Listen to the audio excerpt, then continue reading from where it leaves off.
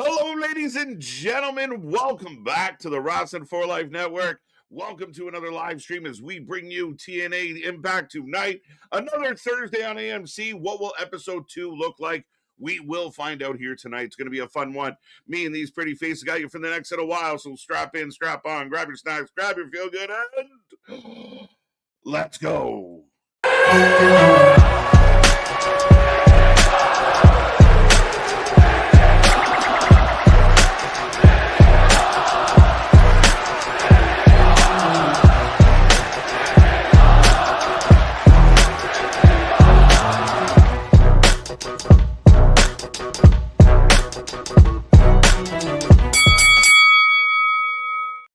Ding, ding, ding. We are live and back at it again, folks. Like I said, we are the Wrestling for Life Network. This is another live stream as we bring you more live wrestling coverage than anybody else out there. And we actually know the wrestlers' names most days. But it's going to be a fun one tonight. We're looking forward to it. TNA Episode 2 on AMC. What's it going to look like? Some people feel like it needs a bounce back. Some people think it's just fine. Hold on tight. But I see that chat blowing up. We will say hello, like, share, subscribe, hit all the buttons, help our algorithm. Did Nick freeze? I think so. I think Nick froze. There he goes, ladies and gentlemen. I'm back. I got frozen. I know they did everything. Dude, I thought you were super into everything. So that was all. It was just very. I was just selling everything. That's how I'm going to get through this whole show. I'm selling everything, folks. But in case you didn't know, ladies and gentlemen, boys and girls, children of all ages, the Wrestling for Life Network proudly brings to you its tag stream trios, champions of the world, the man who puts the T in TNA, Ringsider Anthony, the Every Night Delight, KJ White. I am Big Nick, and now that I'm out of the frozen. Oh, then he went frozen again. He went right back into it. How you doing, Anthony? How you doing? I'm good. I'm excited for tonight. It should be a good show. We got a new added match to the card. I don't know if anybody saw, but it's Moose versus Cedric Alexander kicking off. So I'm excited about that. Trey Miguel is in talks to coming back to TNA. So there's some movement. There's some movement there. Is that one of the advantages of TNA? Like we've seen them take on. Oh wait, there we go. All right, we're in flux. All right, folks. Welcome to the Wrestling for Life Network, where we're live, and this is fun as we go. But Nick, I believe, is doing a little bit of a reboot, trying to get his stuff together. Apparently, the weather outside isn't the only thing frozen around here. So, but yeah, like we were saying, Trey Miguel might be coming back with TNA. I mean, they've taken on Tessa, they've taken on others who have had some, Jeff Hardy's a good example. We thought Jeff Hardy was done. Right now, he's going on over a year now, or about a year? About a year and a half, somewhere around there. Yeah. So, what do you think about Trey Miguel? What do you think about the circumstance? The circumstance, I don't know. For me, I'm like I'm big on second chances. I didn't even know Trey Miguel said or did anything until the news came out. So that's how out of touch I am with wrestlers' social media accounts and personal lives. So to me, like, I like Trey Miguel. I hope he gets to come back to TNA. He could be a pillar of the X division like he was some years ago. So yeah, I'm excited. There you go. Well, speaking of out of touch or hopefully back in touch, am I at least fine here a little bit? You seem better. You definitely seem better. I'm not going to run it back and all the whole intro and everything. I'm not going to Jey Uso. No, we got all that. We're good. Oh, we're fair enough. I couldn't tell where you lost me or where you got me there and everything. But welcome back, Mr. Nick. Welcome back to everybody out in the chat. Blow up that chat. Be a friend. Tell a friend. Take our link. Share it everywhere you can. The prediction link is in the chat for Saturday Night Main Event and UFC. Only 3 matches announced for Saturday Night Main Event. We'll come back to that. Trey Miguel, Nick, do you want to chime in on Trey Miguel? I know we talked about it a little bit last night. I think it's very fitting that, so not for nothing, Marty Scurll, a name some people might remember and everything, just so happened to drop a picture of him and good old Hangman Adam Page at Cracker Barrel. And boy, howdy, did the IWC and the AW fan base not take too kindly to that a little bit. And it feels really interesting that you can have situations like that. We've talked about commentators, respectfully, even people within that same group that have had issues. But Trey Miguel, for some reason, just gets held over and bent over a barrel about this. Yeah, it's unfortunate. I mean, again, like Anthony said, I don't think any of us knew anything about this. This was a non-story until last week, and all of a sudden it came onto the docket. Of course, everybody running out there throwing up their signals and trying to be the most sympathetic fucking heart on the internet, and that competition rages on. But at the end Yeah. of the day, I think that again, it's very selective. And Nick, you and I had an opportunity to do some work with a certain name that you may have just dropped, and we declined it because of the circumstances. For those exact reasons. Right. So again, you can't have it both ways. The selective outrage is crazy to me. Like, if we like the wrestler, we'll ignore that they're a fuck up. But if you're a fringe guy, and I don't think we that's don't even like Excalibur, and we ignore he's a fuck up. Facts. I was like, wait, did that man just no sell me, giving the perfect joke, the perfect segue for this man to go off? Just no sold it. Just out of left field, the quick hard turn. But now we got a show tonight, number 2. What do they have to do tonight? What are you looking forward to tonight? Is it a bounce back attempt here? Has to be. Not debatable, not negotiable. I know they ran into the perfect storm of go home show, visa issues, which are still ongoing, all of this. But let's be honest, they did a bad show even for regular viewers, not even for just a fucking debut on AMC. They did a bad show for regular viewers, I feel. Well, regular viewer, how do you feel about that? Hello, guy in production truck. What did Carlos tell you to say here? I think that the biggest thing I want more this week is just a little bit more wrestling. Last week we had 3 matches. This week we do have 4. I believe the Feast or Fire match will be a little bit longer too because it's 5 matches. Am I missing something? Did they add a fifth? Usually at the 5, like it was 5, my guy. I know it's the hand sign. No tackle. You didn't throw the challenge flag. I know we got Moose and Cedric. We got Jeff and Mustafa Ali. We got the Feast of Fire, and we got one member of the Elegance brand taking on. I can't think of their name at this point. They are taking on Indy Hartwell. Indy Hartwell. So that's 4. Is there a 5th match? No, I'm wrong. It was 4. I thought they added the 5th, but. Yeah, so I am looking forward to we having 4 matches this week. Usually with the live episodes, if you look back, it's usually about 4-ish matches. When it's recorded, it's about 5 or 6. So I'm looking forward to that. I mean, with the entire fan base, a lot of them hate it. I'm on the opposite. I didn't really hate last week. Could they have done better? Absolutely. I technically enjoyed it, and I'm watching for my enjoyment, not the IWC's enjoyment. Mm-hmm. So that's kind of how I feel. I think people made it worse than it is. I really do. I think it wasn't great, but I think a lot of people are catastrophizing the whole fucking thing. But it wasn't that's the thing is I left out the whole thing that it's the AMC debut. This was it was a bad show for regular viewers. Now you compound that, then you're doing extra double bad. Was it an okay normal TNA show, but a bad premiere show? No, not for me.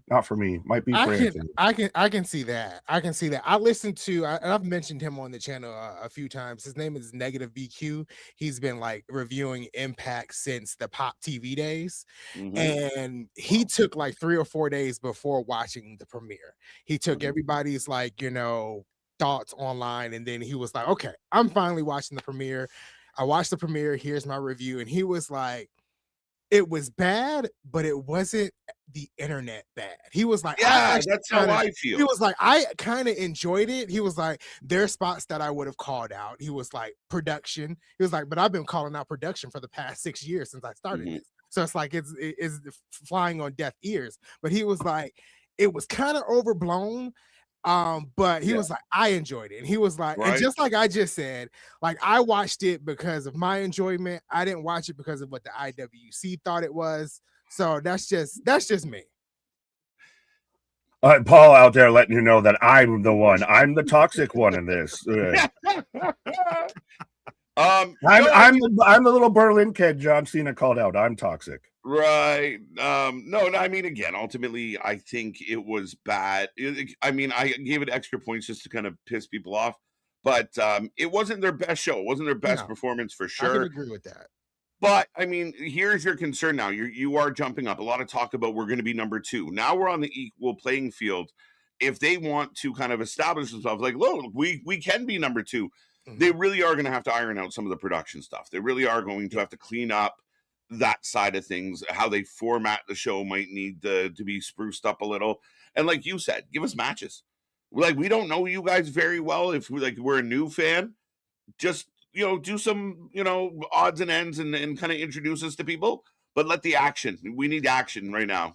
I like what Booker T said and how he put it. He basically said that he understood what TNA was trying to do last week, basically reintroduce themselves. Yes. He said the reintroducing themselves with the video packages and everything like that. He said, I thought that was, and I'm paraphrasing what he said.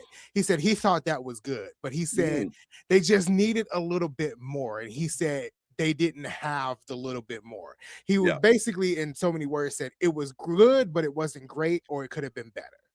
Yeah, it needed some I have from Booker T, from Wrestling News Co. Booker T says TNA on AMC debut felt like an infomercial due to the commercials and the video packages. Yeah. And that was and that goes to the lack of wrestling and everything too. Yeah. And I get it. I mean, I tried to understand where they were coming from. And then, like, you get a video package for the X Division, a video package for the knockouts. Because if you're new here, what is a knockout? What does that mean? What is the X Division? So, I mean, I understood it. But again, I think it just needed some more spice. It needed some between the, hi, this is who we are. You needed a little bit of that. The boom, the excitement. The main event was decent, but people kind of got hung up on a bit of the botchy ending, and that's unfortunate too, right? It's one of those things where it's just, you needed something to go perfect, and almost everything had a little bit of a flaw to it. Yeah.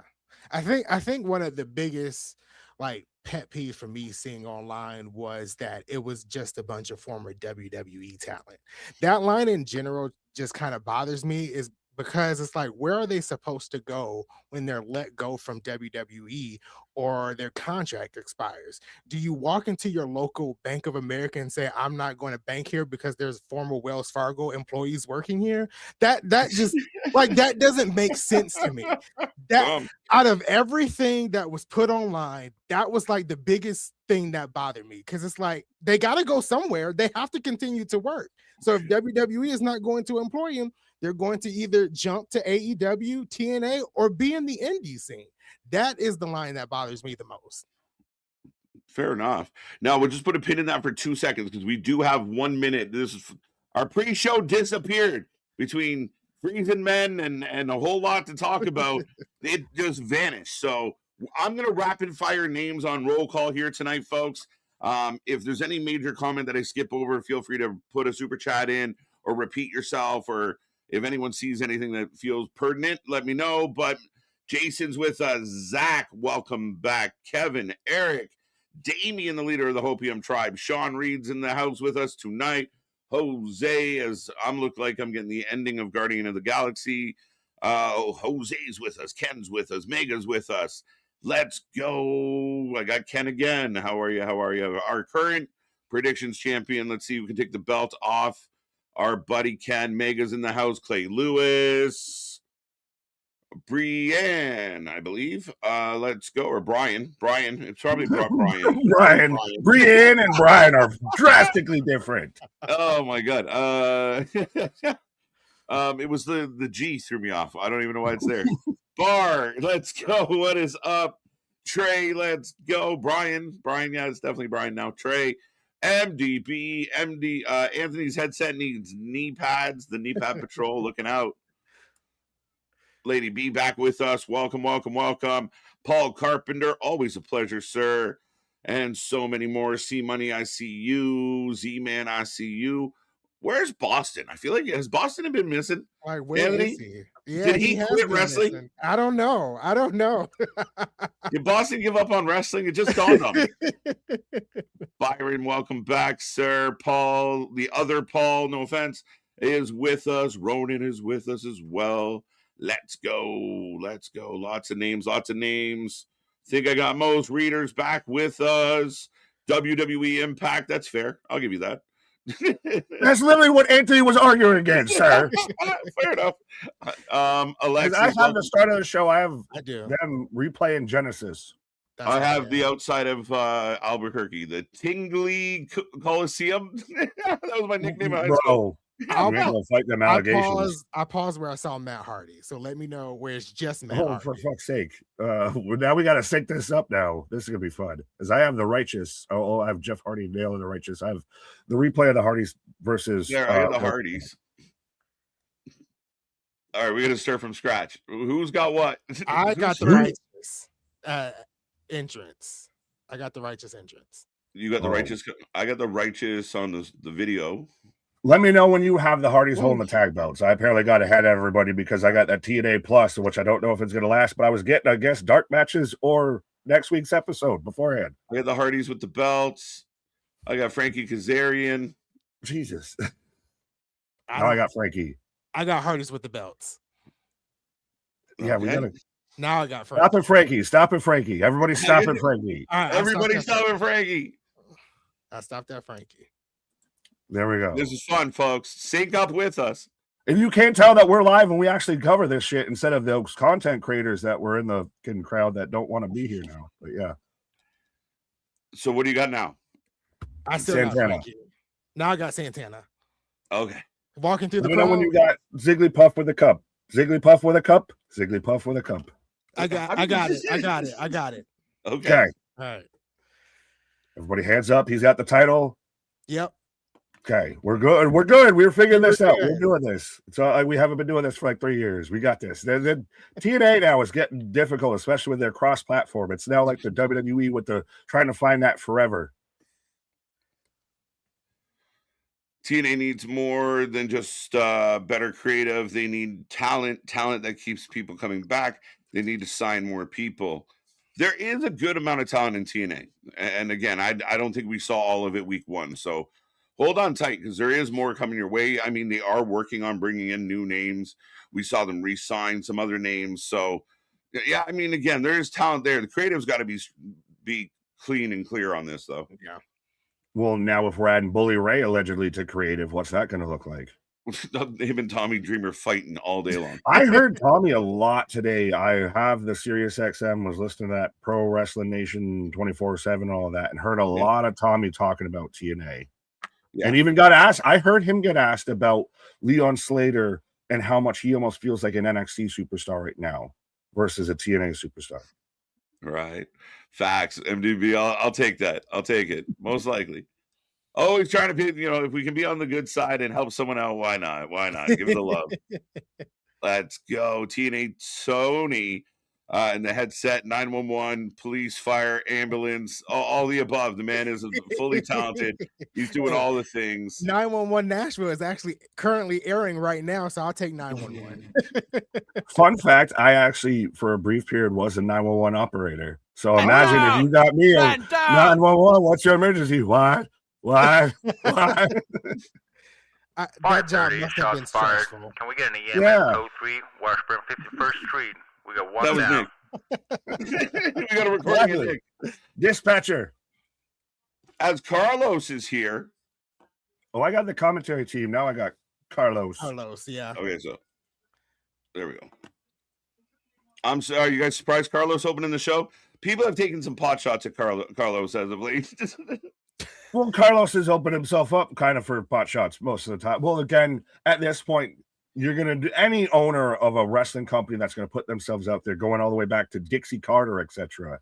You're going to open yourselves up for some shots. Yeah, a lot of people have a problem with his face being on TV a lot. I mean, it doesn't really bother me.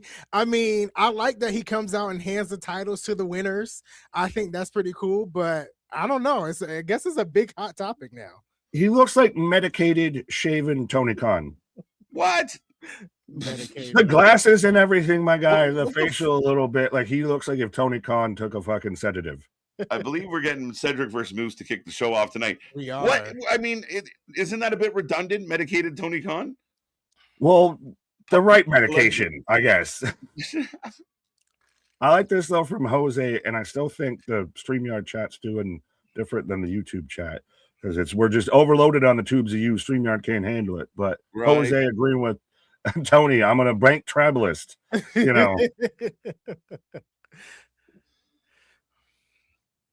Boom, boom, boom, boom. All right, get your votes in, folks. Who you taking? as we kick off TNA Impact tonight with Moose taking on Cedric. Maybe this ties into finding out who the new member of the system is. Could it be Ciampa? Well, he's out there filing for trademarks of Psycho Killer Yes, smart. Did his Oh, contract officially expire? I believe so. Okay. Well, no, believe does the his R-Truth rule apply of if they tell you if you say you're leaving, if you declare bankruptcy, are you really bankrupt? Right. If you declare you're fired, are you really fired? I don't know. I don't know. But it seems like Ciampa has parted ways. A lot of people think he might go to TNA. We've talked about he'd be a great fit in TNA. But yeah, it'll be very interesting. Definitely smart signing the trademarks. I'm worried he's going to go to AEW and then we're just going to lose Ciampa in the shuffle. It's Austin, Josh Alexander. Sorry, I got the cough. It's the cold season out here. Right. Yeah. Rumor Gallus. Oh, go ahead. Said Deanna Ferrazzo. The name goes on. The name of the list goes on. Right. Hey, Valkyrie, sorry. This cough is just so contagious. Moose kicking this one off. Two guys that know each other extremely well.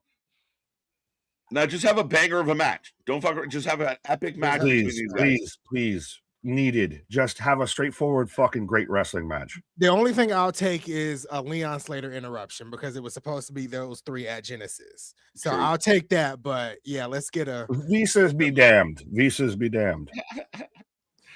So the visa thing is so crazy because it's like I heard one of the big, people say, one of the big news articles say that the visa things are ongoing.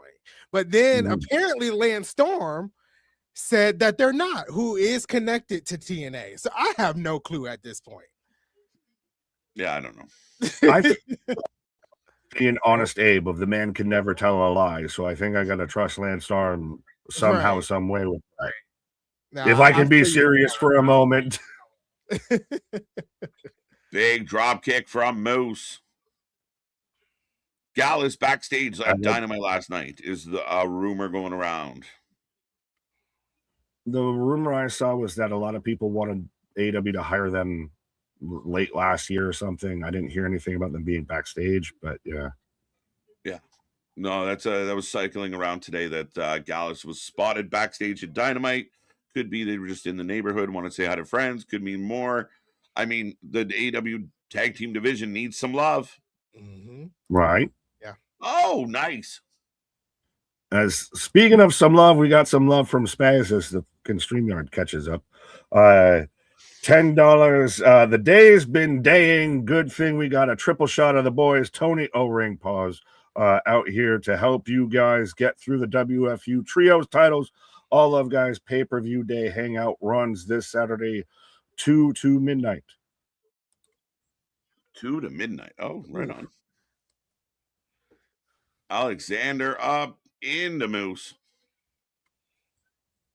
The Gallus fallacy. Yeah, when do they join the Don Fallis family? Oh man, it's so. Don't you fucking put that evil on me, Ricky Bobby. I did see that they got. That'll be like what, 17?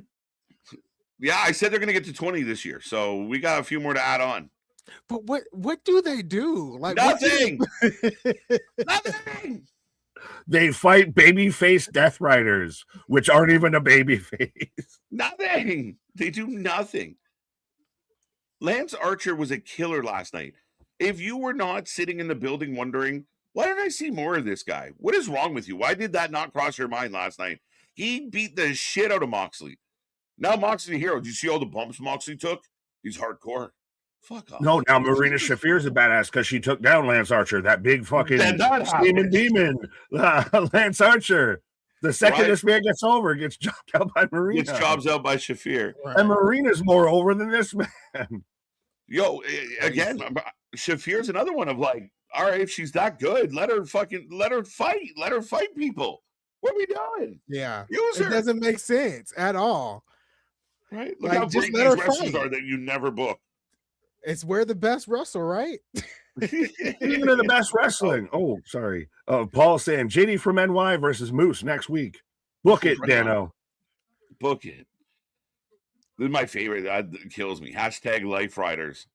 I just saw that. I was like, should we just start calling? They're the Life Riders now instead of the Yeah, 'cause Death Riders because they're all fucking babyface, unbeknownst to anyone.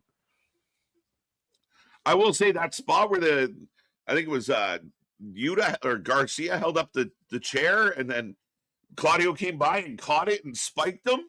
I thought that was like, these guys are fun as a good guys.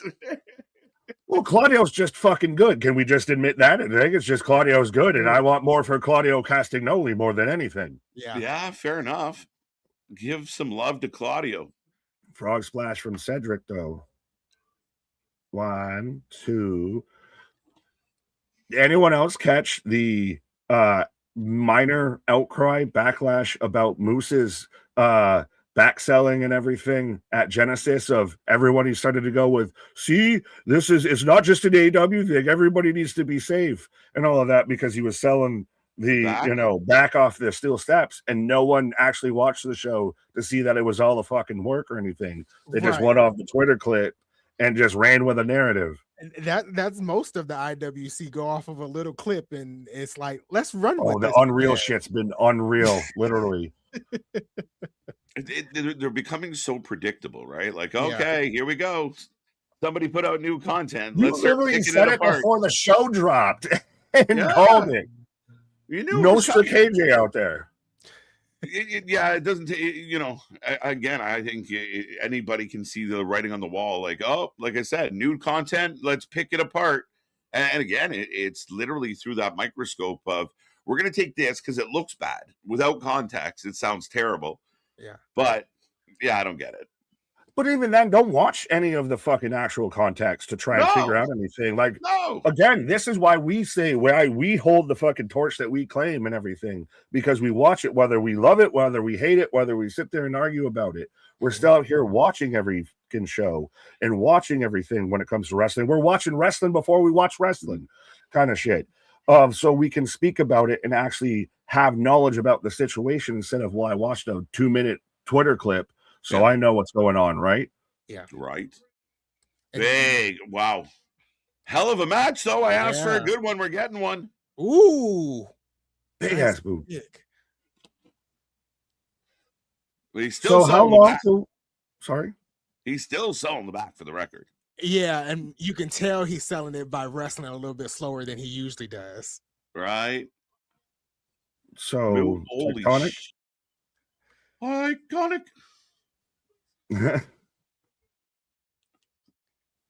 Well, he was even mentioning on Twitter of, I'll be okay. I know my back's hurting me, but I'll be okay tonight. Okay. So, right. Ooh. Look at this. Holy shit. Well, see, this is what should have followed AJ Styles last week, is you go right into a really good match of two guys who can fucking go. What was the Righteous versus Matt Hardy and Jeff not good? Because I thought that was a good match. And that was right after AJ. After AJ was the reintroduction and the re-video package, and then we had the drone shot, and then we had the crowd shot, and we had this shot and that shot, and everybody take a shot before we even got back to the in-ring. We took another solid 15 minutes after AJ before we saw anybody else in the ring. Ooh. Wow. 2-2-2.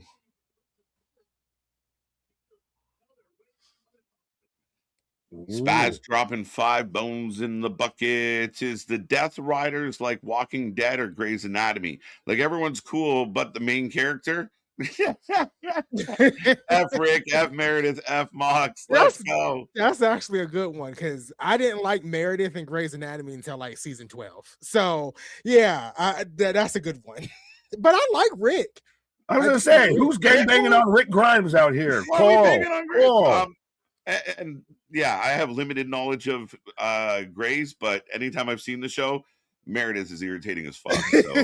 it literally was. It was until her husband died and got killed in an accident that she actually became a good main character. Right. I didn't know of Meredith until just now. So we've got 3 levels of fucking knowledge on this situation. As both men exchanging chops. Maybe. Have we went to commercial? No. Okay, I thought so.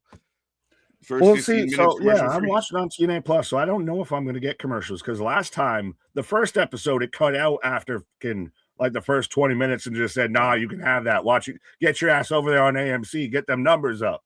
Right. It really depends on how they do it when they did their other live episodes, because usually they don't go to commercial on TNA Plus. Ah, Yeah.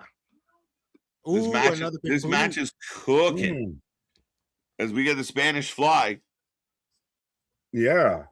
1, 2, 2 count, 2 count.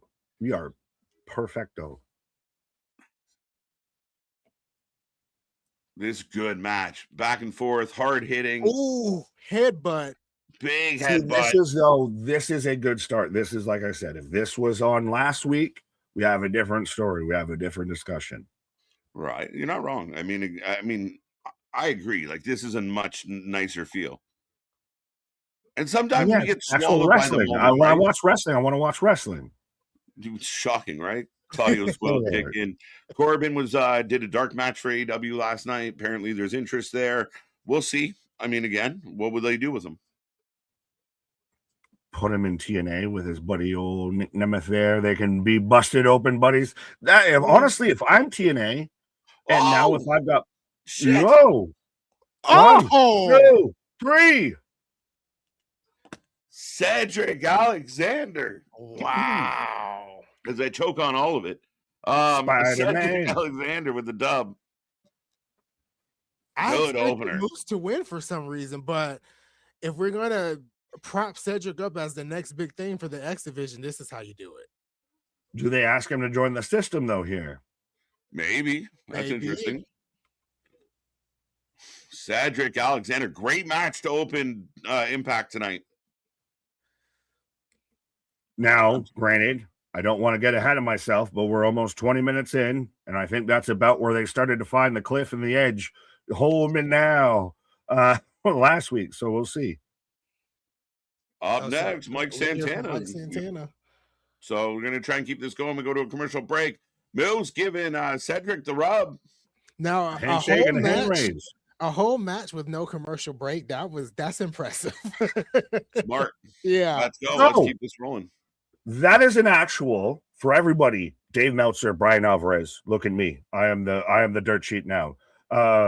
That's some actual new being an alternative to pro wrestling, because motherfucking Christ almighty, commercials have run roughshod and run rampant across pro wrestling. Well, that was a huge issue with last week's episode. That's a big complaint for WWE. It was gotten too commercialized, too much. So you got Bruce Pritchard out there of, I'm going to do 4 matches on every pay-per-view. We're going to get out in 3 hours, and I'm going to give you 57 ads. To have, like Anthony said, a whole match, and a great match at that had no commercial breaks and everything. You let the action speak for itself and just go. That's a different flavor I haven't had in my mouth. Pause for a while. If there was something wrestling companies in general could change, if they had the money or whatever just happened with this, the opener and the main event, I feel like of each show should be no commercials. That's kind of how I feel. And this was nice. This was a nice change. I mean, sometimes watching Raw, there's like 3 commercials within one match, and it's like, my goodness, can we just get the match? You know, you got to turn on as Nick would say, the Vippin to get the whole match. So it literally is. It doesn't stop the momentum, right? Like, and then, like you said, like there's people that put on good matches, and I see it. You know, I'm watching Netflix. I get the whole match, and I'm like, that was pretty good. Other people are like, man, I spent 2/3 of that match in breaks. Yeah, like, so they're not seeing the same thing that I'm seeing internationally. And it takes away from the actual match. Felt that way about the Netflix premiere. They spent so much time going to other shit. Yeah. Well, and now at this point, you can almost call the break spots and everything. Like we've done this enough on Mondays and Fridays. Well, you know, on Netflix where I use the Vippin. Thank you, Anthony, for the shout out. That was nice. Maybe one day we'll get a Vippin sponsorship or anything. But then we can be like Steph of don't buy the ESPN product, buy the Vippin. But you can almost now see where break spots happen, whether it be I know AEW does the picture-in-picture, but it's still distracting. It still takes you away. WWE, you can call the break spots. Literally, you can tell right before they go to a commercial, they're going to a commercial there. I really liked it. And that's a subtle, subliminal, different little change that they could do there with TNA. Of, like Anthony said, first match, last match, commercial free. Fuck off. Doesn't matter whether it's 5 minutes, 20 minutes, whatever, commercial free. Yeah, agreed. 100%. I mean, the main event, like Anthony said, it used to be sacred. You used to get JR yelling like, "That's our last commercial break. We're gonna stay with the action till it's done." You got the other company doing commercial breaks in the fucking run over, which is, what are we doing? Which is so dumb. Entrances start at 9:59. The show ends at 10. I think we're gonna have a run over here, folks. Oh, it's so funny. But no, I think you're right, Nick. I think it's a good approach. People kind of talked about, again, the production things, how they started the show.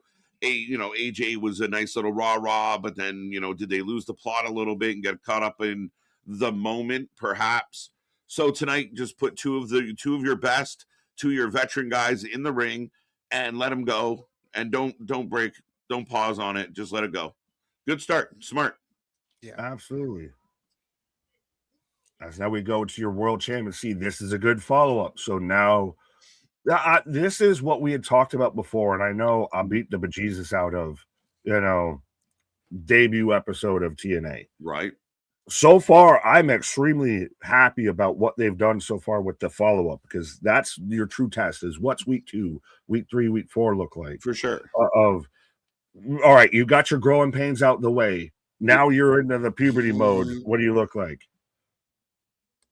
Yeah, Mike Santana, a couple fans jumping in, but I agree with you, Nick. It's a marathon, not a sprint, right? And I mean, I think sometimes the fans forget that.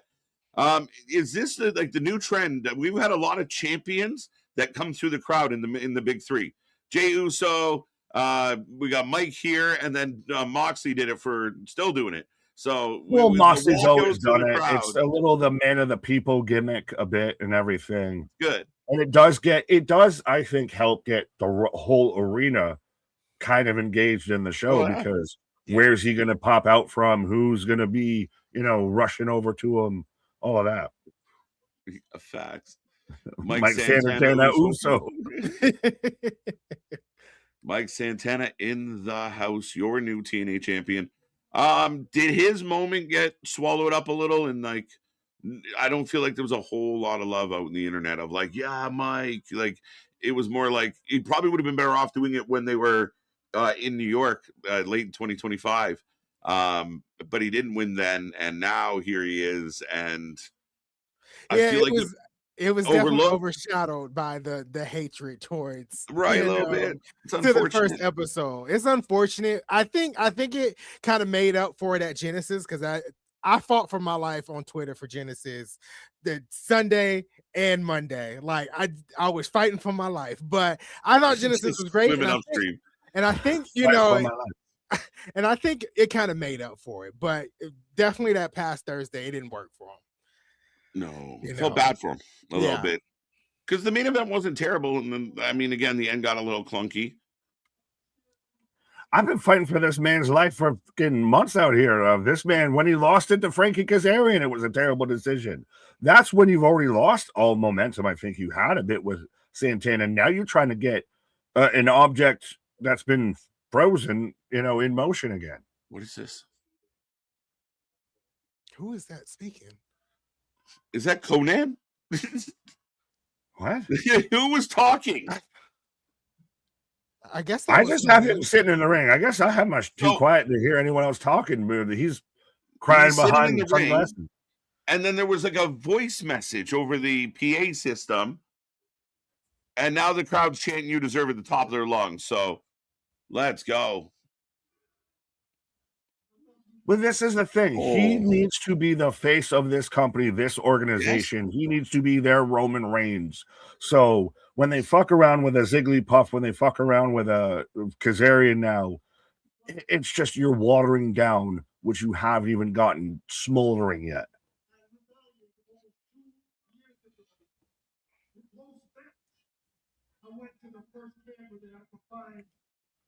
I want to know what. Can anyone out there confirm the voice from Beyond that was playing? Oh, MDB found the emojis on Twitch. There you go. We got all the emojis. We got all the emotes. We got all the emojis. And make sure you not only subscribe on YouTube, follow us on Twitch, whatever it is on Twitch, all the things. Do it all. All the links below. I'm trying to see if I can confirm it, but I don't know. Anthony's gonna run it through his fucking voice, recognition system and all that. Aren't you in production, my guy? Did Carlos didn't give you the iggy on who was there?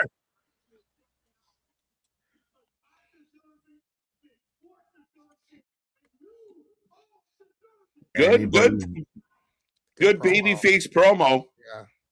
Crowd's into it. Anybody worry though about the contract rumors and everything to where he might be done sooner rather than later or anything? I don't know what his status is. There's a chance that he signed a 6-month contract.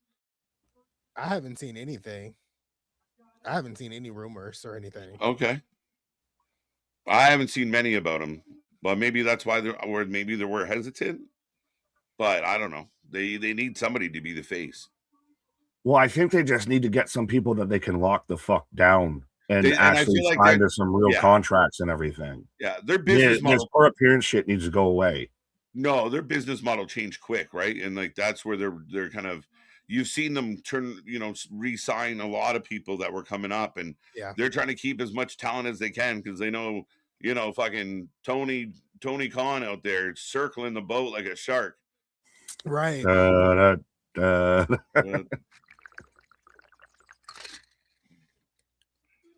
The only thing they can't do is compete with the money at this point. Why? You got that AMC, you got that WWE, bankroll money right there. WWE bankroll. Come on now. Well, that's where all the WWE wrestlers go before they go back to WWE, right?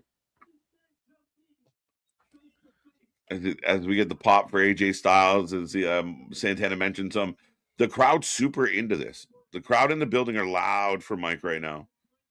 Anthony, question personally to you. AJ Styles versus Gunther, career on the line at Royal Rumble. If AJ loses, does he just have, I'm done in WWE. Let me take the rest of this year and have me a nice little run in TNA. I am. I would like to see it. I'm just kind of scared how he's just gonna, if true, in his career at Royal Rumble. Like we're not even 30 days in. Like I mean, fucking I'm out. But I heard he started. But I heard his contract is up like right after the Royal Rumble. That's what I heard. Maybe that's why. I mean, it could. Yeah. I don't know. He started at a Rumble though, right? Like he did his debut at the Rumble. It'd be 10 years. Full circle, right? It's a circle. It's a circle. It's a circle. Hello, love. And it moves us all.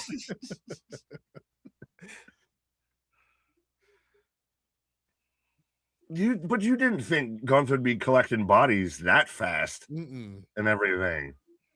Yeah, he's like the fucking Roomba, Grim just Reaper. rolling around, sucking them up one after the other. I want your souls. Like shame the song. That was a really good promo. Yeah. Really good promo that the crowd was super into. Mike Santana has a great character, is great on the like he's got all the fucking attributes you need in top level guy. I'm waiting for even for TNA, because I'll still question of how much they've do-si-doed and given him the title to take it off him, to give it back to him and everything. Of somebody to actually give him the ball and let him fucking run with it. Right. As we have Order 4, which I've referred to as Order 5, Order 6, and twice as Order 8. Order 5 and Order 6. I have a number 9. This man, Big Smoke out here talking about a faction. Mustafa might be getting a little bit of love, a little bit of push. Paul, I heard that too. Anthony's water bottle sounded like Cypress Hill. It's from the No, bone. I heard it. I gotta just stop like a nom flashback. I'm like a nom vet. I heard a tripwire. What? Here's Oh, vitamins in the air. Is he gonna fight Elijah? Oh no, tonight he's fighting Jeff. But He wants to fight Elijah? Well, he fought him at Genesis, and I know that's Right? not over. Okay. Yeah. So we kind of know where this is going here, but Yeah. Jeff Hardy, Mustafa Ali. But I will, speaking of hits from the bong. Right. All right, I'm gonna try and make this work proper that Nick doesn't leave. There we go. Oh, he he actually did it figured it right. out finally. He did Well, it right. he needs a different element. He's like a scientist. I'm a scientist. So where he's got to have a different element involved. But did you hear this? As now we're getting an advertisement for M by Elegance. I just wish he had an actual real fucking name. Sorry. And Indy. But Jeff Hardy, his alleged dream match now is to face Roman Reigns. Roman Reigns. No, I didn't hear that. I saw some sources and everything that's now his. Well, because I mean, the man's done every other goddamn thing there is to do in wrestling. So why would you not want to wrestle? Arguably, would you say he's still the top guy, like the guy? Yeah, I would still put him as the top guy. You know, because it seems like a lot of people have soured on Cody Rhodes a little bit. I don't know. It's been a little turn on Cody Rhodes. So yeah, I would consider Roman still a top guy or the top guy.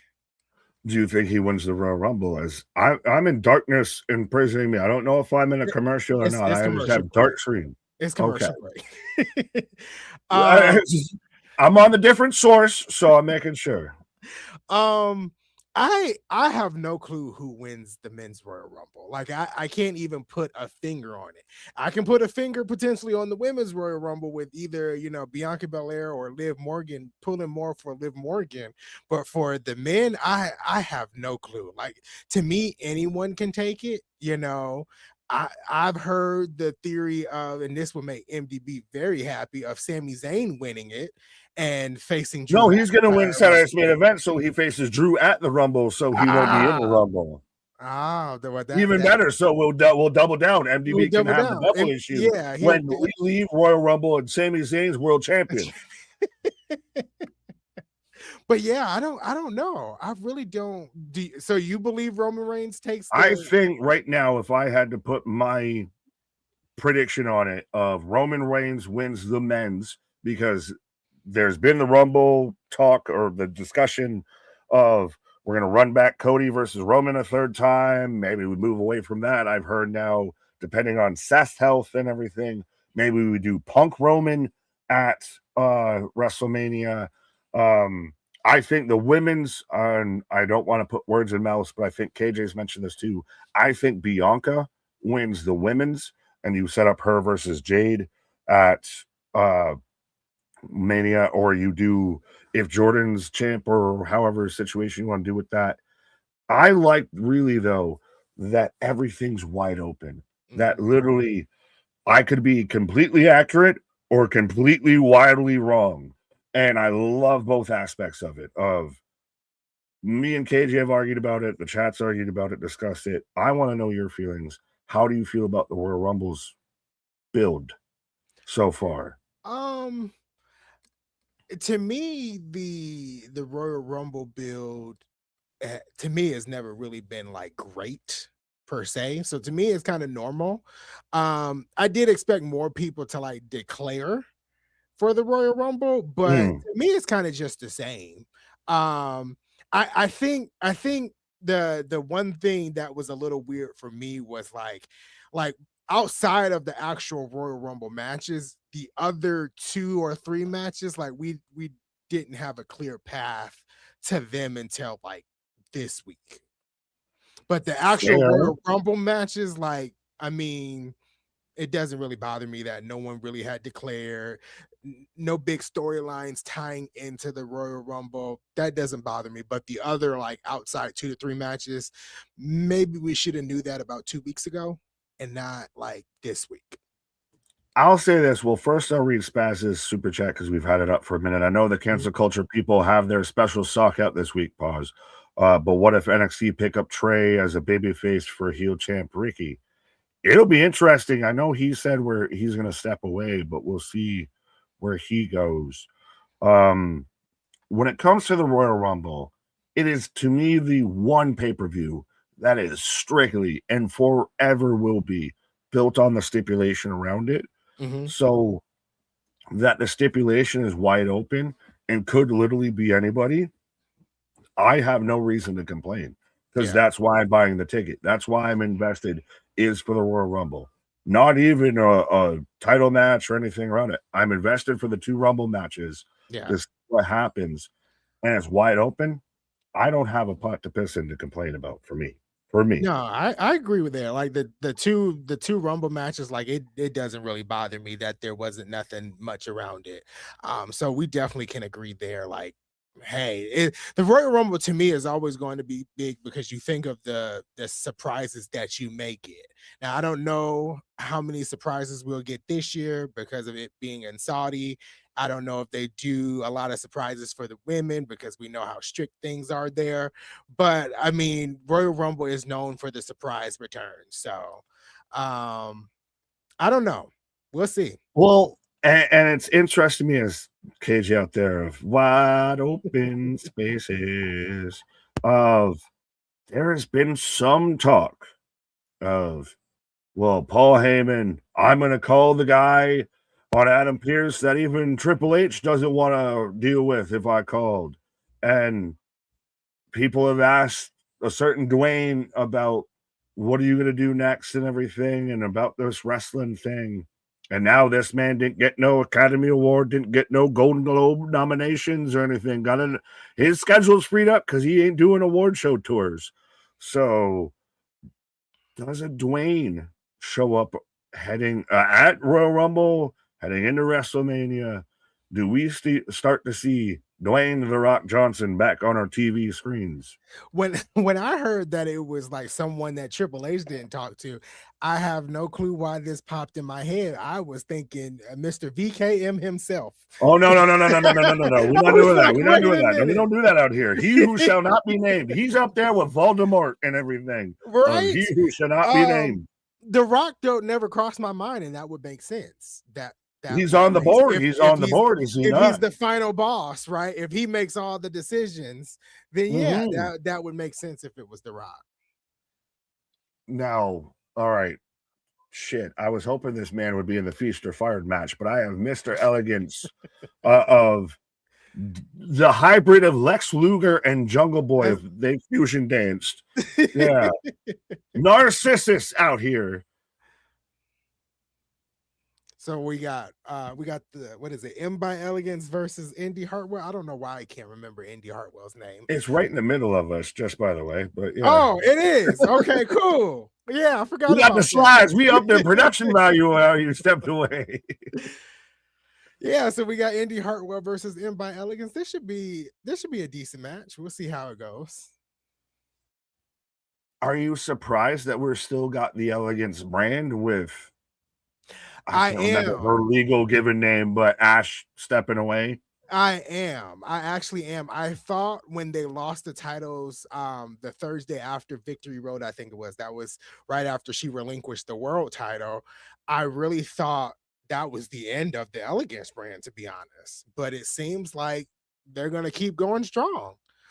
And to be honest, we can't lose another Knockouts tag team with just losing the inspiration. So we kind of keep them along for a little bit longer, you know. Well, where does the inspiration go? Well, and do we just do away with the Knockouts titles, or does that just become the TNA titles or the NXT titles? I'm not gonna lie, I feel like the inspiration might show up in AEW.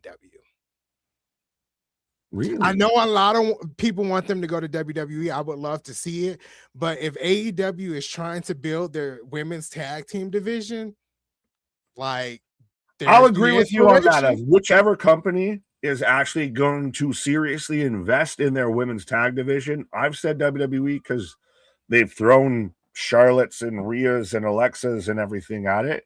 So now you need some actual women's tag teams that are going to be there when those teams split up. Right. But in AEW, if you're going to actually put an investment on it, there's a team right out there, right prime for the picking. Pause. Exactly. So I don't know. But folks, let us know who you got, whether you got M by Elegance. I think MDB reminded me that her original name before she joined the Elegance was Maggie Lee. Yes, that is correct. Thinking on Indy Hartwell. Wait. Gee, you'll never want to. Fuck are you talking about, Paul? The man's got legal issues up the wazoo. No one will touch that man with a 10-foot pole. He's like the fucking Grinch of wrestling. Right. I don't think anybody really wants to see him back. He'll get booed way more than Dixie Carter did. I can fucking tell you that. Way more than Hulk Hogan did when he came back. Oh, and that man died. Right. I don't know why I felt like I needed to add that, but I did. Fucking shit. In case you didn't know, in case you've been living under a fucking rock for a year. Right. Indy right now in control. I liked Indy when she was your knockouts champion and everything. She's, I think, somebody who manages to skirt under, like you said, that former WWE talent because she wasn't pushed so prominently in WWE that she still kind of manages to skirt like Steph D-Lander. Yeah. I think has perfectly skirted under, granted she reinvented herself, but skirted under that whole ex-WWE talent. Yeah, no, you're right about those two. I feel like, Ash by Elegance is one of those too. Like, she spent so much time in WWE, but in the past like 2 years, she's kind of rebranded herself. People don't call her Dana Brooke anymore. And she's kind of one of those that's kind of, not under that, she's a former WWE talent. Right. I mean, Dana's a little bit more respectfully under that, right, lamppost than anybody. Yeah. Oh, that was nice.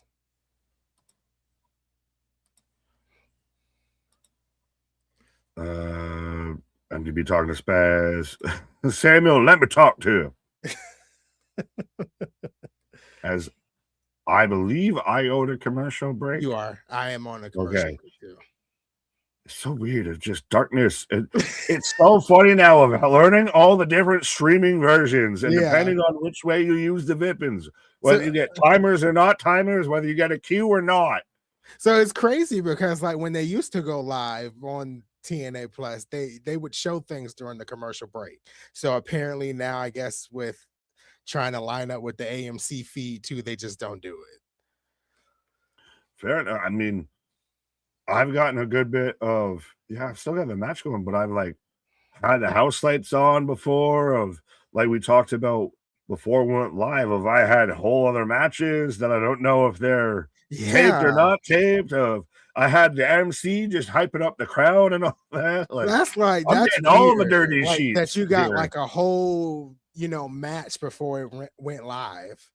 So I mean, and it would kind of make sense if they were recording like next week's episode, because like the live episode goes until 11 o'clock. So I don't think you want to keep the fans in the arena until 1 in the morning.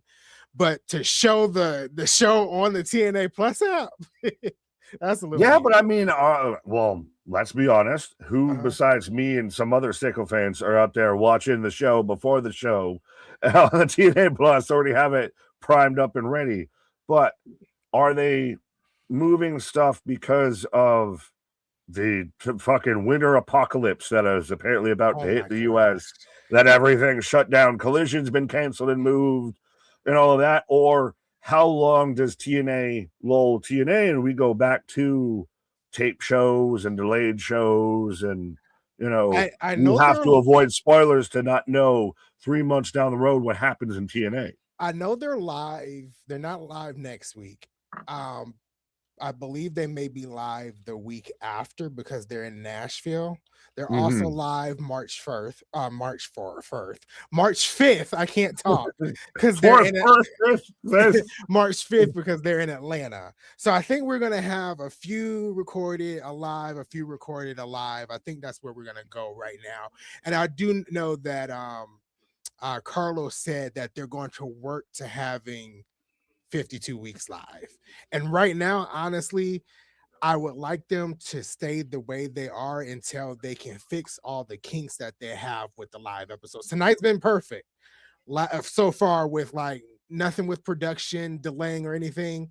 Last week, I can be honest, there were some production issues. So until we can get those narrowed down, I think we need to stay with record here, live here, record here, live here until we can kind of narrow those things down to where we can potentially go live 52 weeks a year. Well, the man who's back when we go live 53 weeks out of a 52 year and everything. But KJ, how you doing? I'm doing well. The show's rolling on. Things are moving. Indie going up against M by Elegance right now. Things are moving Indie. That was a double entendre, and you didn't even know it. But ultimately, things are rolling, man. Things are good. Heard what you guys were talking about. Now, someone did say in the chat, and I was curious. It never did really come out why Dana couldn't wrestle anymore. No, it hasn't came out. She's keeping that tight to the vest, but she did say she's working her way to coming back. So what we don't know took her out. What we don't know. Okay. Can I just say something? No. Oh, thanks. Fuck you too. Man doing the 50 Cent. Why you say fuck people? I don't need to know. I don't care to know. I'm okay that I don't know. I don't need to pry. I don't need to fucking beg and barter and steal or anything. You can't go. It sucks and it's sad. You let me. You're still a human being, so you tell me what you want me to know. I actually forgot about it until KJ just brought it up. Yeah. Like, we don't know. No. At first when it was announced, I was like, I kind of want to know, but then it was like, if she wants to keep it to herself, she can keep it to herself. So yeah, and it could be a multitude of things, right? Like, I mean, and people jump to certain conclusions, but I agree with Nick. I mean, again, we don't need to be peeking over people's fences and following them around airports to try and get a hi neighbor. Yeah, Heidi ho neighbor. Right. Nikki Sticky Borland over there. No, what's his fucking name? That was over on the fence. Mr. Wilson. Wilson. Wilson. I'm just a beach ball with a bloody handprint. I never existed all along. Right. Dun dun dun. First call. There you go. Now. Mega asked for it. No, I think other people have asked for it. We just didn't acknowledge that they asked for it. Solid women's match. Pretty good. Yeah.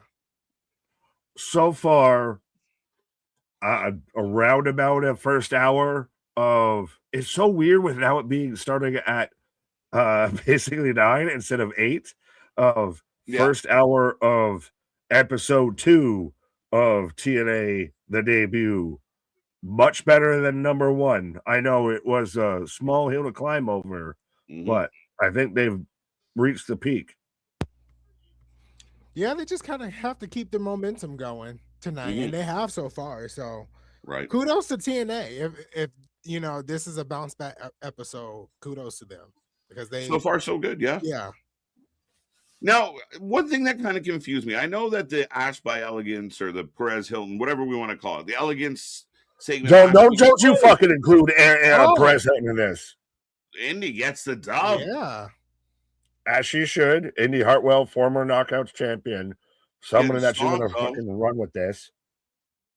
Heather by Elegance has come out of left field and been good. Yeah, she really has, honestly. Right? She's grown a lot. Oh, wait. Who's that?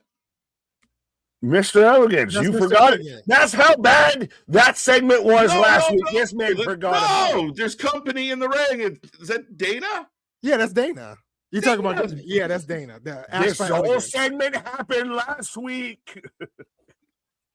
She's actually being babyface. Yeah, she's telling him to stop. Telling him to stop. Yeah, because they're gonna fucking kick her out because she can't Oh, go. She can't wait a wrestle. minute. She just pushed her. You pushed me. I'm throwing in the first shot. Dun dun dun. Now, why is the concierge not getting in the middle of this and everything? Are they really kicking Motherfucker, she's Ash the reason out? you have a job. Wait, she's beckoning to fight. Yeah, it's all. Let me undo my hoop. Let me tell Let me you take one my more earrings thing. out. We got company. There comes Zaya Lee. The And Lees. yeah. And Yeah. Lei Ying Lee. Because I couldn't get her name. I was like, what is it? Are we getting like women's war games? Fuck. And there's one Wait, male. why is the guy with the 3 abs women yelling at and people? 1 dude versus 4 women? Are we getting Wait! one? Wait, why is she able to compete? Because she's attacking them. It was a ruse. It was a ruse. Seth Rollins dropped the crutches. Let's go. The Elegance brand is alive and well. But is she able to compete? It looks She like just hit a DDT. I don't know. Maybe I'm she back, said, baby. She sat there and just said, I'm back, baby. And commentary just said it. She's not medically cleared to compete. So is she back? Unreal, eat your heart out. Ash by Elegance just worked your fucking Seth Rollins angle way better than you. If she's back, I'm good. I have no words. Anthony's exploded. I have no That's right. words. They lure the baby faces out because it looks like Ash has, turned a new attitude, and nope. And Ash might be the shock as far as, is she good to go? Not yet, but they're definitely building towards it. And then they come up with the injury report after. So do we get something here? Yeah, they put her back. She's still on it. No, Elijah, Ezekiel. One of the E's. Somebody's E. Elias? He came We down can't with keep a this man case of healthy. what in a poor segment. Oh, was it Santana or Kazarian that they're saying suffered multiple injuries? Oh, Kazarian, good. Kazarian. Boo, boo. He heard everything, including his feelings. He flicked his fingers. The Hardys are banged up. That's not unusual. Right. When are they healthy? Let me know more when they're healthy. When have they been healthy? Oh, that's good, man. No, I mean, I like that segment. I think that's a good bounce back segment after last week's debacle. Yeah. And I did have a question about it, but I'll save it for after you bounce. No, go ahead. I got time. As we got more to come. We're gonna find out who the new member of the system is. My question, going back to last week, they introduced a new person, and that was Mr. Elegance. I didn't understand why so many people were mad about not knowing who the new person was. I was really confused. I don't even know if it's mad about not knowing. It's just that it was a bad segment. Even Anthony couldn't defend that. That's the 7 minutes that I remember Anthony saying was the bad 7 minutes. There was no defending that. There was no defending that. If I could make sense of the question, I think if the reveal was on a random episode, like tonight or next week, okay, I think it would have been okay, right? But since it was the premiere, I think they expected someone of Karrion Kross, Mr. Elegant. If you want to put out a name, someone like that, not Karrion Kross, but someone of name value. And I think that's what they didn't get. And so I get the outrage of the segment, because I even said they could have had it 2 weeks prior, but yeah, if that's how you kind of want to put it, that's how I'll put it. Fair enough. KJ probably likes it. What's wrong with Fandango? Shout out to the man who just retired. What's wrong? I gotta walk away on this. There you go. Nick taking a pause for the cause. We roll on. We're in a commercial break, and the show's been good. Good pace to it. Yeah. They're letting a lot of the action in the ring talk, and that whole segment with Ash, Anthony, works out really well. I thought that was well done. We didn't see it coming, especially if she's back. Because was she even Was she even injured or whatever the case may be? Was it like a minor injury and she just sold it as like I can't ever wrestle again? Exactly. Like, and Like now she's good? I'm What is the excited, story? but like I'm so confused.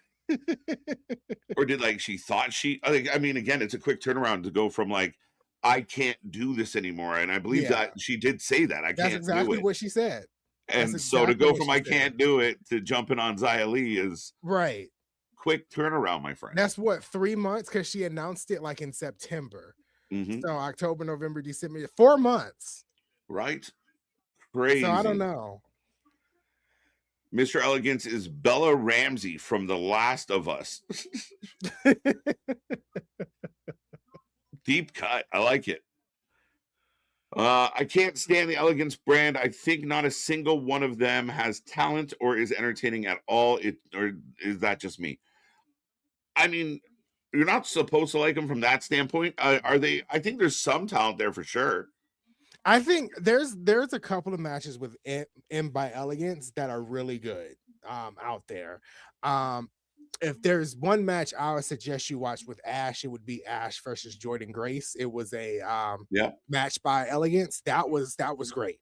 Mhm. Actually, that came out to be one of Jordan Grace's favorite matches in TNA ever. So that's one you could watch. But I think it comes up to opinion and interpretation of how you feel. They're a pain in the ass. Yeah, Right. Like yeah. I can't stand Iceman, but he's getting booed out of the building. Right. I have Exactly. other reasons not to be happy with him, but again, I think that's the betrayal. So yeah, I mean, again, you just got to keep them interesting. I think Dana's done well being a heel. You just saw a good segment with a lot of knockouts presence, so that's good for them this week. That was definitely a rebound segment from last week because honestly, it was in the same time slot as last week, the match and the segment. So they bounced back from that because last week the match was great, the segment was rough last week, and this was good. Yeah, no, the segment is just, and again, it's just weird things where I think TNA's got to take a breath and like, oh, we can get Perez Hilton, but somebody should have stopped and thought, like, does anyone care about that? Is that a good thing? It was just a distraction. Like, what was contributing? Why are you here? What did you add to the thing? Right? Like, if you're going to bring them in, right? You could at least sit them over behind the railing and then just do your thing. So, yeah, I mean, again, but everyone's going to put up flaws. I think it's so hyper focused on right now because it's their big debut and it's like the sample size is 1 of 1, and the people I called out a couple people of like it's almost like they're trying to quickly like end the race, like it's over, we won. And you're like, no, relax, it's only like week 1, and they're like, no, they suck. It's over. They can't be number 2. You're like, this sounds a little paranoid, a little nervous. Wait, she said she's back. All right.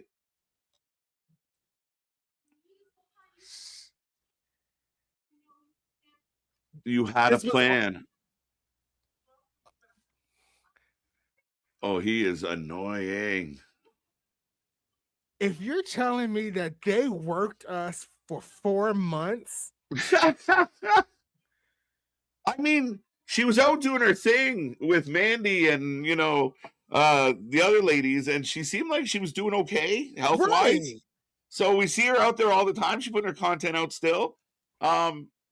But was the whole I can't wrestle anymore complete bullshit? Or was there something that happened that you were just trying to buy time on? Like, did you tweak something? Right. It's good, man. They got me guessing. They got me there. They got me there. No Surrender, February 14th. Like TNA No Surrender? Yeah, TNA No Surrender. Yeah. Silly so question. That'd be Saturday the 14th. Yeah, Saturday Something the 14th. else is on that night. Let me run. I'm just because I just did the calendar for next month today. I was like, oh shit. Where is it? Right here. That means AEW Grand Slam, which we still don't know if that's a special show. We know it's overseas. So yeah, it'd be the same day. I don't know when they're airing it yet. So we'll see how that all plays out. But yeah, No Surrender will be here live, folks. I'm surprised that they're having it on a Saturday. Maybe they're moving away from the Friday specials. That's Not good a bad news. idea. That's good news. Yeah. I mean, again, and if you're gonna do a live show on AMC Yeah. and call it your B pay-per-views now become special episodes. Yeah. Don't do those Fridays anymore. That's not, I don't think that's conducive.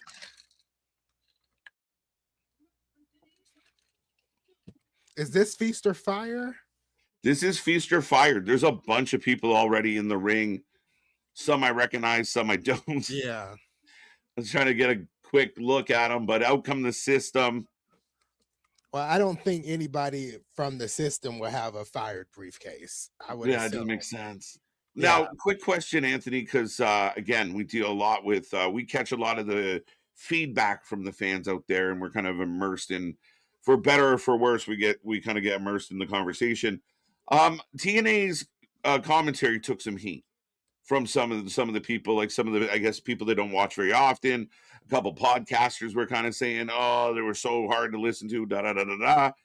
I don't have that much of an issue with their commentary. I think it's pretty fucking good. Yeah, I'm not trying to be a TNA, A homer cheerleader, but I actually prefer their commentary over some other companies' commentary, because I can't stand AEW's commentary. I can't. It just the only good one on there is Taz, and I was glad he was back last night for the little bit I watched. So right. And that's why he gets irritated every once in a while, and he actually gets caught alive. Like, what the fuck's wrong with you guys? Exactly. I choke both of you. I swear to God. And Tony Schiavone, I can't with Tony Schiavone. Man, the highest paid cheerleader on the planet. Yes, absolutely. But like Macklin put. Oh, go ahead. I was just gonna say, if I could mute the commentary team on AEW person by person, he would be the first one. Oh, for sure. If that was a feature on TV. As much as I bag on Excalibur, just because I think Excalibur. Oh, Trey Miguel. Let's fucking go. Trey Miguel is back. The prodigal son. What is happening tonight? The crowd pops for Trey Miguel. Wow. Let him. He gets the fired briefcase. Oh no, KJ! Don't put that in the atmosphere. That's funny. Let's go. Trey Miguel's back, ladies and gentlemen. And for those that didn't think it was fair how it all went, again, kudos to TNA for standing on business and saying, you know what, you might not go for it, but we can, there's a definitive difference between what you're trying to police and what this behavior is. So, I mean, fair is fair. Like we said, we talked a lot about it. I agree with you. 100%. So for those, this is Feast or Fire. Yeah. Fired. There's 4 briefcases above the ring, pole style. Russo out there crying somewhere right now. One gets a world title shot, one gets an international title shot. Then I think it's a tag team title shot. Tag team, I believe. And then one is fired. Yeah. And commentary did just say Trey Miguel is re-signed with the company. Look, the hug by Rich Swann and Trey. It's a feel-good moment here in TNA tonight. Action's back from retirement. Trey Miguel's back from purgatory. Let's go. And this is not the first time, because I was talking about it. I think I talked about it with you guys, and I know I talked about it with a friend that, like, the Rascals have left Trey Miguel before. He was left alone in TNA for a number of years. So, and he was the face of the X Division, won the X Division title. So, oh shit, AJ Francis with a right. Are you surprised they did it this quick though? They didn't let it calm down. They didn't they struck all right, everyone's talking about him. We're putting him right back on TV. I didn't wait. I think it's a good call. It's bold. I wonder if they offered him a lot more money because they didn't have to sign his other 3 friends. You're like, hey, we can kind of give you what you might have been asking for. There's a little more of the pie still here. Right. That's a good point. And again, I mean, he just put out a thing saying, I'm going to step away from wrestling. And I guess Carlos got on the phone and said, no, buddy, here, let's go. And out of everybody who has said they were going to step away from wrestling, Trey to me is like wrestling is his life. Yeah. You know, this is all he has. Yeah. He literally broke Andrade's record. Facts. That's true. The new high score, folks. Now that's a turnaround. That is a crazy turnaround. At least we can say the difference between Andrade and Trey is Trey didn't show up on television. Andrade did. Could you imagine? Speaking of showing up on television. Well, I was going to say, speaking of turnarounds, but sorry. Welcome back, sir. Welcome so back. Trey Miguel, Nick. I know, of course, my curse continues. The second I heard it, I just sit there and put it in the chat of like a fucking course. This man shows up and I walk away. Literally. Oh shit! Everybody down. Now, curse you, Ricky Bobby. If he gets the fucking fired briefcase, me and Anthony are flying to Toronto and kicking your ass. I feel like the person that gets the fired briefcase is the one climbing up now. The hometown guy? Yeah, he has to. They've been running the guy that's already been fired 3 fucking times. It's such an over gimmick, though. Exactly. You fire him to bring back Cody Deaner. Yeah, shit, eh? But no one knows who Cody Deaner is. One down. Number one is down. Hometown hero. Well, I got hometown climbing. Okay, now did you get I don't know. Anthony, he got it. Yeah. One now in his hand. Yes. Oh no. TNA going all out tonight. Look what let me know. I'll get the pop from both of you. I got EY. Hold on the mask. He's mask. No, the Otis angle. Why are we doing Otis and Baron and Corbin, Bishop Dyer with this fucking Money in the Bank of he dropped it, so it's mine now. Yeah, does that mean it's Eric Young's? I guess that'd be funny if that's fired. Yeah. He might be. Well, it would. Who else would you think would be one that would be fired tonight? It would make sense if it's kind of Eric because he's been talking about this cleanse. The cleanse. So he gets fired, comes back as something new with the cleanse. Okay. I mean, well, this that'd be ironic. He stole at least Macklin's here. At least Macklin's here. Yeah. Right. The good hands were debating on who should get it, and Big Spear. So yeah, I mean, again, Eric Young steals the briefcase that ends up being the fired one. So it's like his curse, and the hometown guy keeps getting over on him every fucking week. Macklin's got a case. Macklin grabbing number 2. It's going to be a challenger shot for your own title. He doesn't have one. No, is it he? No, Max has the title. The international title. Yeah. So then he'll get that one. Yeah. As Eric, Eddie Edwards, sorry. I'm scared that Steve Macklin has a case. Yeah, D-Lander. When the fuck did she pop back up? Where's Mance? He's in the match. Right there. Give me a Mance world champion. Mance is right there. Oh, I see this now. I was on a pause. No, listen, I don't blame you. He looks like Diamond Dallas Page and Sting had a baby. No, he's fucking what was Mortis? He's Mortis. He's Mortis. Canyon. Who better than Canyon? Who better than Mance? I'm gonna say Macklin has the world title briefcase. I hope so. It's either world title or fired. Yeah. No, EY's now gonna end up being the dipshit that has the fired one. I think so. I fucking stole it. It would fit the story really well. Yeah, it would. Mance just got dropped on his head through 2 chairs. Oh, that's nothing. We've seen skewers and everything else with this man. He's fine. Much better show this week for sure. Yeah. With time miles ahead. Ooh. We got more if this was your premiere episode, I think the discussion's entirely different, and maybe you beat a Collision. They already beat him in the demo. Now we got to beat him in the numbers. There you go. I mean, again, you got a point. What if this was kind of how you had AJ Styles do his thing, and then everything else was from what they booked this week? It's a much better premiere with, especially a match like this. Yeah. And you got the This Is Awesome chance. Oh, Anthony, by the way, I know you're not used to this with TNA because they don't have ratings normally.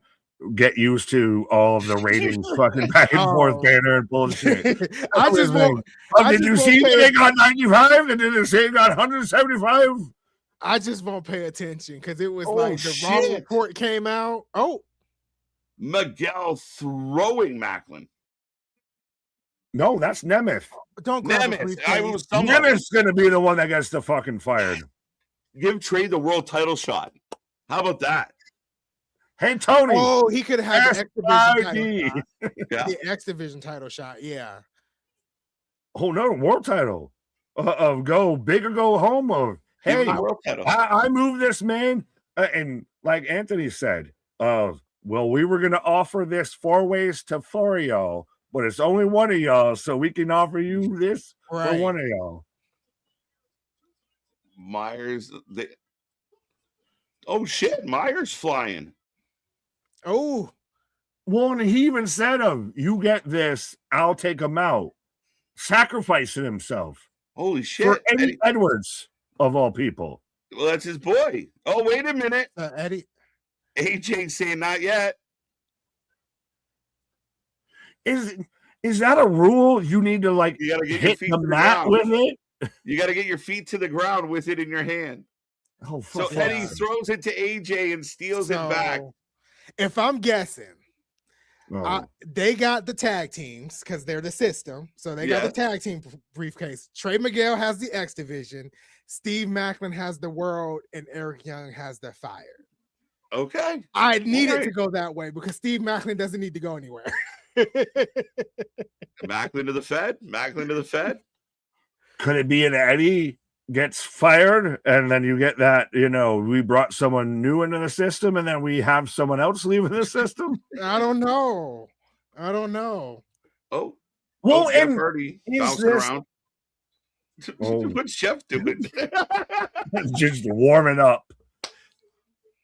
But is it an interesting thing of, hey, you didn't have the best debut, so on your next show, someone's going to get fired? Like, it's one of those, yes. That's aggressive as hell. Wait, so Spaz says there's no tag. It's the international. Oh, shoot. Oh, did they switch? Shoot. Oh, okay. Oh, shoot. Okay. I'm scared now. Well, no. How do they have 5, dude? You have 2 fired? It's 4. So international just world. Pull down briefcase number 5, or am I misremembering There's only 4 numbers? corners to a ring, Nick. No, there's 6 in an Impact ring. In the Impact show, oh my God. Fuck is you talking about? But Nick Nemeth is kind of putting Santana on blast, and here we go. So remember, Nemeth is got the trophy. He can cash in anytime for that title. That is true. He's not going to successfully cash in, though. I believe it. He's not. They got to give Santana like Frankie Kazarian. Like Frankie Kazarian. Well, I said Frankie Kazarian was going to cash in. I just didn't think it was going to be successfully. And I still hate you to this day. Right? So we still got more to come, folks. We're still going to find out who the new member of the system is. Cora Jade, Elena Black. One of my least favorite people in all of wrestling. I think actually that's a good place for me to pause. Wait, you got the kiss of Cora Jade right now. Well played, Anthony. I will see you out, sir. See, this man knows the gimmicks. He knows when to fucking pick the spots. He's got the headset on and everything. Right? We're going in. We're going. Call it. Let's see. That was smooth. Okay, we're getting better. I'm where I am, maybe. Well, now you disappeared for half a fucking second. Now making me question myself. But I don't know why I hit the buttons. But anyway, we'll be back. Yeah, fair enough. But I don't know. Even then, I think you just need a third part of the equation. But I have a question for you, sir. You specifically, as I'm in a commercial. Dave, good old stale ass tuna Meltzer, saying after everything with last Thursday of TNA, I know I lined this up perfectly. Of It's not even a 2. It's not even a 3. Not even a 4 of all of that, and just outright shiting on TNA's debut. We all know Dave Meltzer has an agenda. The unfortunate circumstance around the premiere show is I think there was enough there the critics had some meat to bite into. So you take a guy who's completely full of shit like Meltzer, and there's something that's blatantly that you can kind of weaponize. And we talked about it, even with how they treat, Unreal and other things going on. We know he has an agenda, just unfortunately at times he gets some, legitimate bullets to the gun. So you throw in a couple obvious observations and his fan base is back to, oh, look, see, Meltzer's so smart. But ultimately, again, he's not wrong as far as it didn't go well. And he's not the only one that feels that way. So I can't really punch him in the mouth for that. But we all know Meltzer's one of the guys out there praying. The guys who are like, why would you want to see AEW get put out of business or not do well? It's good for wrestling. Are now, fuck TNA, let's step on their head. And oh yeah, they're very much hold them in the fish tank of don't you come for the fucking second place throne of no, we're gonna make sure you are third, you are fourth of like we want to talk about. I love again how so many people, right? So many accounts and everything that didn't want to talk about numbers now really want to talk about numbers. And everything of 95,000 fucking fast numbers that everybody hated fast numbers for AEW. Everybody's, they're painting the narrative. They're doing this, they're doing that. How quickly can we get the numbers up for TNA? Right. No, and again, dude, it is like a professional level, like an all-star level fucking goalpost moving. It's like a full court press. It's a full court press on TNA right now. 100%. And again, it's like the irony of like, oh, we should all just get along, watch all the wrestling, and And now they're like, okay, this new company is trying to do good. They're like, no, fuck that company. Fuck more wrestling. I don't want to watch more wrestling. And again, I think the thing is, like, it's this level from that fan base of just this very deep insecurity where they got to criticize everyone that's not them.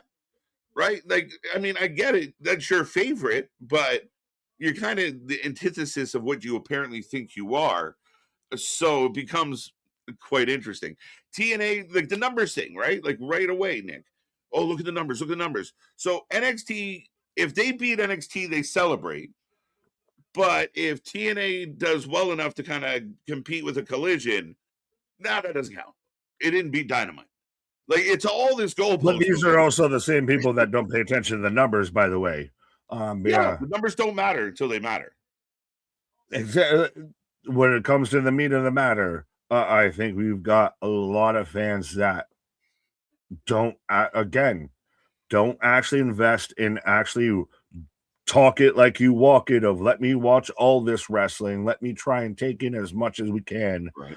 We literally at times and have had this discussion of struggling to watch all the wrestling that's going on, even off screen and everything, because there's so fucking much going on. That now they become so quick to how can I? You brought it up, and now it's my favorite term of weaponize. TNA's debut was not great. A lot of it, I think, was out of elements of their control. There was elements within their control, but the visa issues, the building up to a pay-per-view, all of that, nothing they could fully control. But how can we've been punched down on, so now how can we punch down? Yeah, and I think because of the narrative we're pushing, like if the other company went through the same thing, that, we know the ones that are trying to push their story won't, they would report all the shit you just said about the other, they had a down week because of this, Antique Roadshow was on, Cloudy with a Chance of Meatballs happened. Like, you get they were running a rerun of Jackass. Yeah. But you don't get that leeway with the other companies where, they had a bad week, they sucked, the fans were unhappy, the wrestlers backstage are upset at creative. Like, and then same thing with TNA of like, oh, no, they had a bad week. That's all you need to know. You don't need to know all the other side things that I tell you when this company has a bad week. Exactly. So by the way, Nick Nemeth yelling at BDE. Mm-hmm.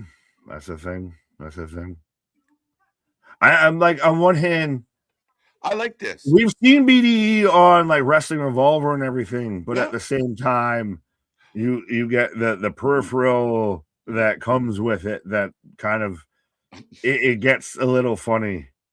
I think I like it in the sense of you have like the old school pro wrestler guy, been around forever, you know, paid his dues, and he's giving him the exact speech you'd expect him to. This isn't YouTube, this isn't TikTok, you're not a wrestler. So it's the perfect guy for BDE to kind of go up against the heel Nick Nemeth, because Nick's going to make him look like a fucking $1 million. And you know the kid's training. You know he wants to be good at this, and he signed a contract. Nick's going to put him over. Still, no. Nick should beat the shit out of him, and then he comes back at him, and you beat the shit out of him again. Yeah. And then he comes back a third time, and then now you've proven to me that you've worked for it, Daniel's son. This is Mr. Miyagi bullshit. I saw someone in the chat say that Elena Black and Casey Navarro are a couple. This girl be working fast. First day on the job, hooked one on the first hook, line, and sinker. Well, she's a smallmouth bass if I've ever seen one, my guy. That mouth ain't so small. Now, let's see if she can cut a promo, Nick. No, she can't. No, she fucking can't. This is now just, you've been burdened with the curse of NXT had it, and now TNA has to deal with it. She was a skater girl. They said, see you later, girl. And now she's fucking back here. Right. Okay. No, but that's the thing, is there was even no buzz for any debuts, even to overcome the bullshit show that it was. Yeah. No one cared Elena Black showed up. No one cared Sonya Deville. I'm not going to call her by her other name because when I feel it coming down and all that. But yeah. What I think all right. How do you feel about this? As far as to TNA signing Elena Black and signing Sonya, what was like for TNA, that's a big deal. Holy shit, we got these two. But to the rest of us, it's not that big of a deal. But that's in their wheelhouse. That's like they're not going to sign Becky Lynch. They're fucking TNA. I understand that, but sometimes you have to show restraint and say maybe not. Elena Black, you weren't good even when you tried. So maybe not. She wasn't. I mean, I'm Lacey Evans. There's a reason why certain people like that stay to that level of content, because no one's knocking on their door, because everybody says maybe not. The return on investment, maybe not. Her OnlyFans was doing so well, she signed with TNA. Shit. I know who offered more, but that's what I'm saying. That's a maybe not. Like Sonya Deville, I can see that. Sonya Deville has been good in the GM role and everything. Even I'll admit it, when I play the WWE 2K games, I'll use her as a GM here, there, and everywhere. Well, strap on and strap in, my guy. If anybody would. Yeah, if a woodcut chuck, woodchuck. Yeah, chucking. But no, she's got something there. Cora Jade is void of talent. There's a reason she's called Elena Black, because she's a black hole of fucking talent. It sounds harsh, but I mean, I'm with you. Like, I have a trouble. It's not harsh when it's honest.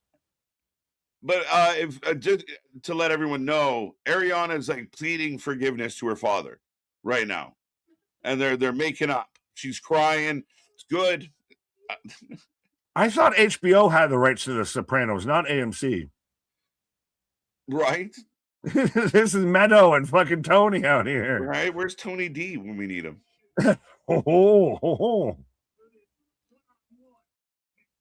One-on-one, we're going to the main event with 25 minutes on the clock, and we still don't know who the next the last member is. So if they're saving it, we don't even know who's beast or fired. No, we won't find that out until next week, I don't believe. Fuck. Well, maybe it would be a tape segment. I thought you found it out on the show. Why would you tease it so much for, we're going to watch a match and people grab briefcases? Tune in next week.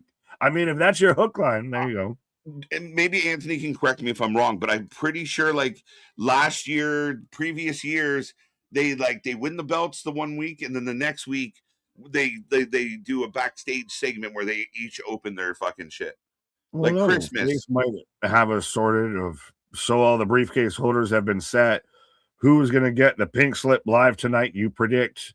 So I'm asking, are they going to do it tonight or are they doing it?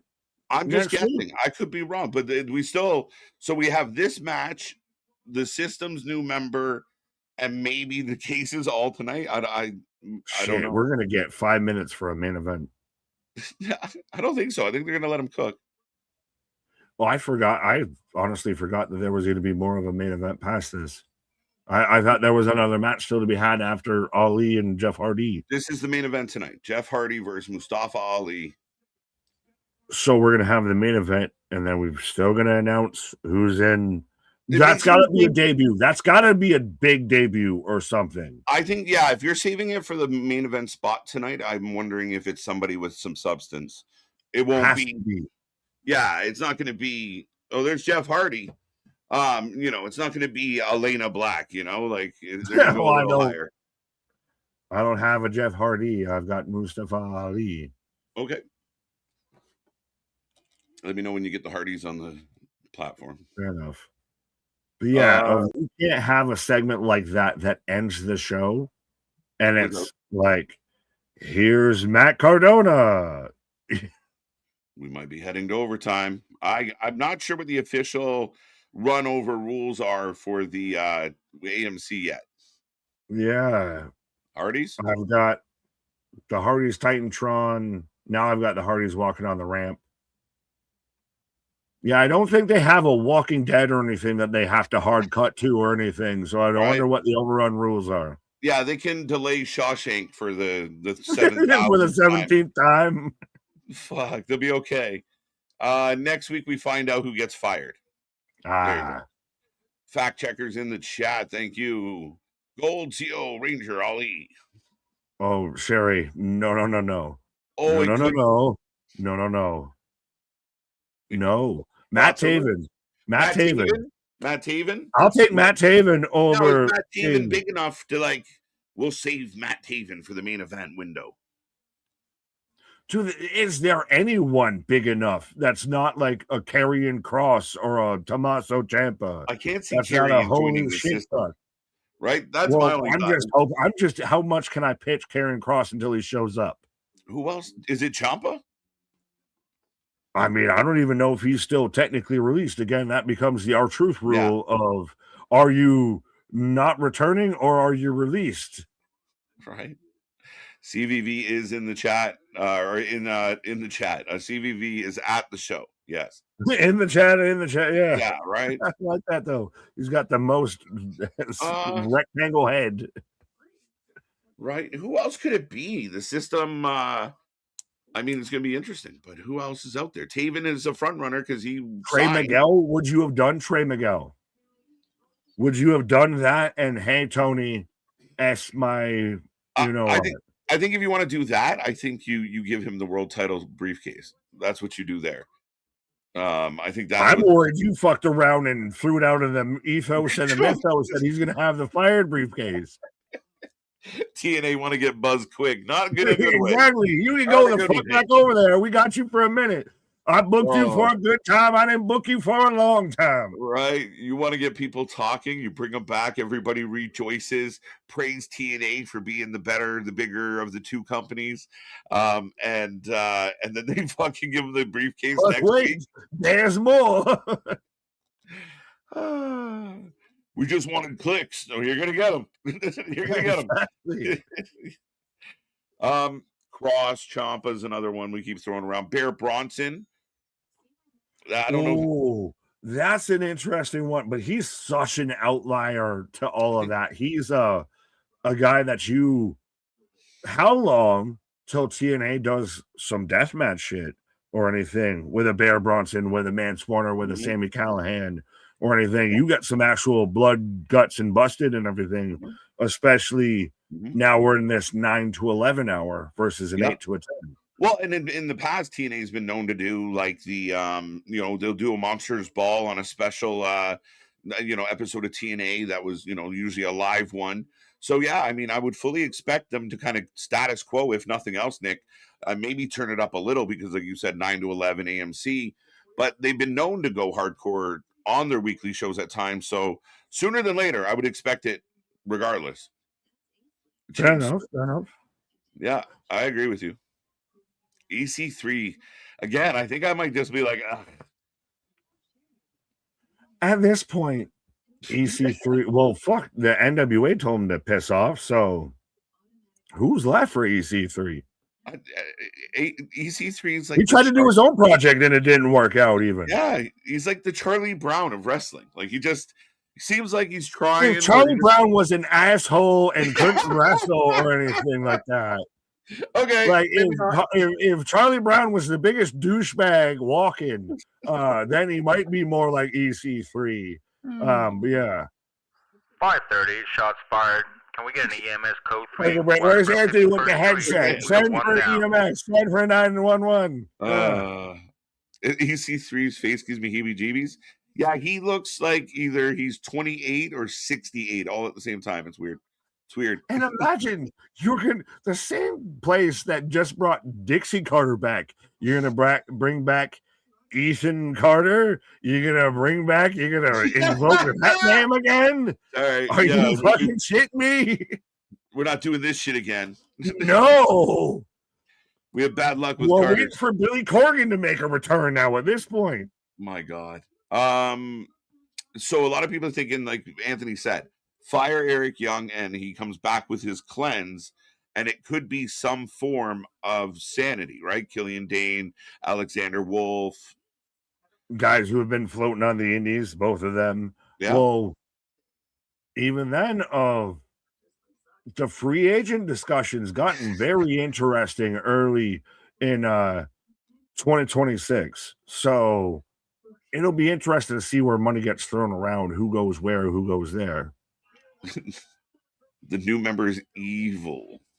And me and 3 other people will fucking pop for that and recognize who he is. KJ and Anthony, and most of the chat will say, who? As we are tying up, Nick. Yeah, we are tied up, and we are tying up. Of who you got, Jeff Hardy or Mustafa Ali? Let's say Ali. Ali's a singles competitor more.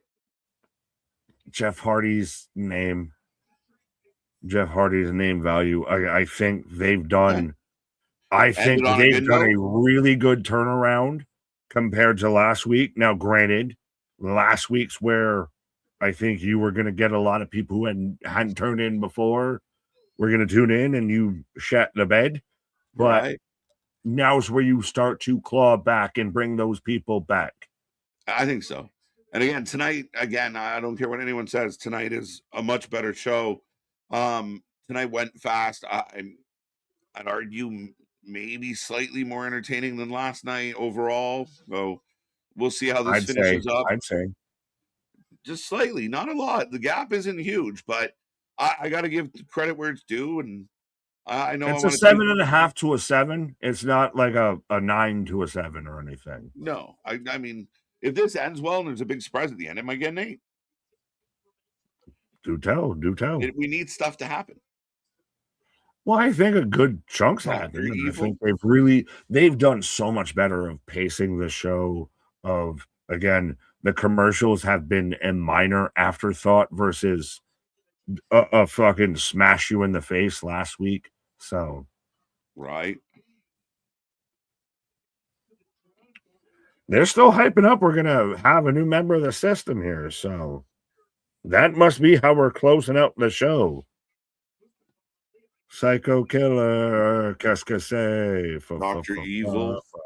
I'm assuming, were we referring to New Japan's Evil? Yes, that's what I assumed. But yes, 100 million fulfilling. You want to see a good Evil match? Go watch him against what's his face, Aaron Wolf.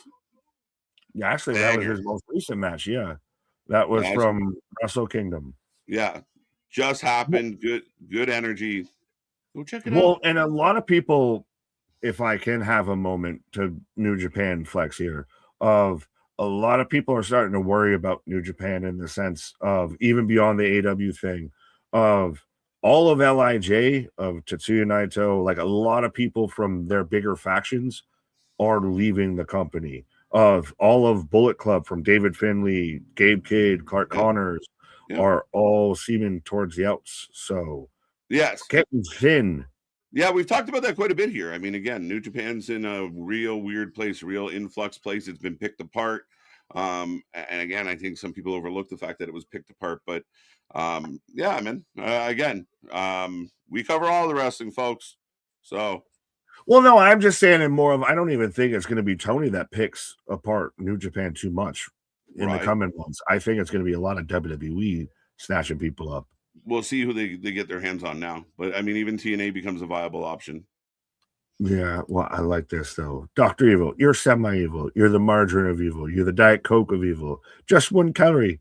Not enough, not evil enough. Right. Complaining about commercials was unheard of in the 90s. There were less of them, I think. No, you just had to endure. We just put up with it. You We had no choice. Dealt with it. We didn't know any better. We weren't binging shows every day. Yeah, it's like when your father smacks you around. You just dealt with it. Facts. Got dark real quick. Yeah, well, fan. Endure. Jeff's down on the outside. Matt checking on him, but here come the good hands. I still don't know which one's left and which one's right. Right? Who? Right? Literally right. Oh, Agent 1 or 0, Agent 0. Son of a bitch. Tony Khan is not going to sign Evil. He's not a fan of the character. Where did you hear that? Is that true? That's actually been that's a true thing. That's been a thing that's been floated around because that's why Evil at times, even when he was New Japan World Champion, wouldn't get booked over in the crossover, the Forbidden Doors or anything because Tony, for whatever reason, just doesn't like Evil. And I think, weirdly enough, the same people that are weirded out by the way Io Sky hugged Triple H are the same people that are putting Evil going to WWE because his ex-fiance is Io. Oh. All right. Yeah, welcome to the Twitter drama. Would that not be less likely? Like, would that not deter you? My guy, trying to figure out Twitter algorithms or anything, or the way the IWC works is like trying to figure out the fucking moon tides. Make it make sense, people. Nick lives in a dark state. Impersonating me. All that I capture, all that I see.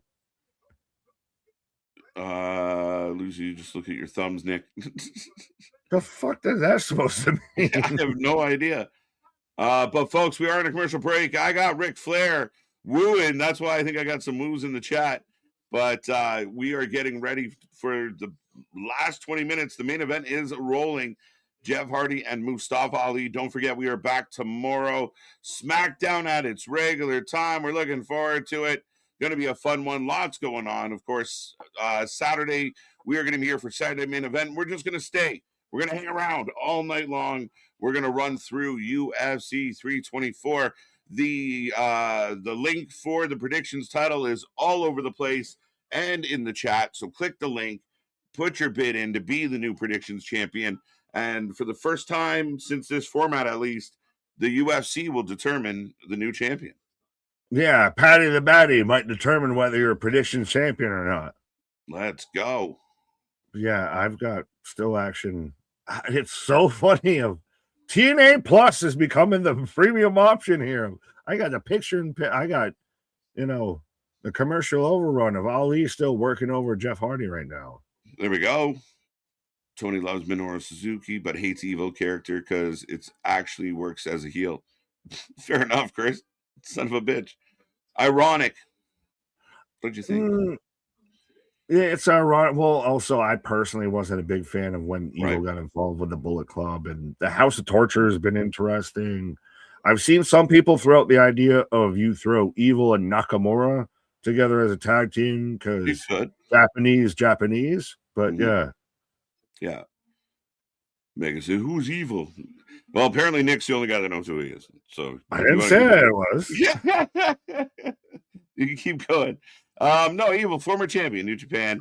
As Nick just said, he interwoven through a whole bunch of the main storylines for New Japan for quite a while. Again, this is exodus from New Japan that's happening apparently, and it's not looking pretty. Well, I think we already had it kind of rumored with a lot of the Bullet Club members, like a David Finlay allegedly going to WWE, of a Gabe Kidd. Where does he end up? He's been kind of wish-washed, mollywopped in the Death Riders and everything. I know AEW's done their fair share of picking through the talent of an Osprey, a Kenny, an Okada, etc. when it comes to New Japan, and I think now the rest of them are coming up. Right. Who does Evil work for? Right. Number 2. Who does number 2 work for?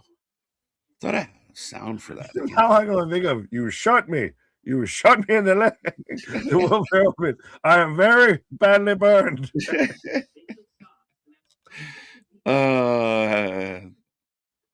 Chris throwing in some more.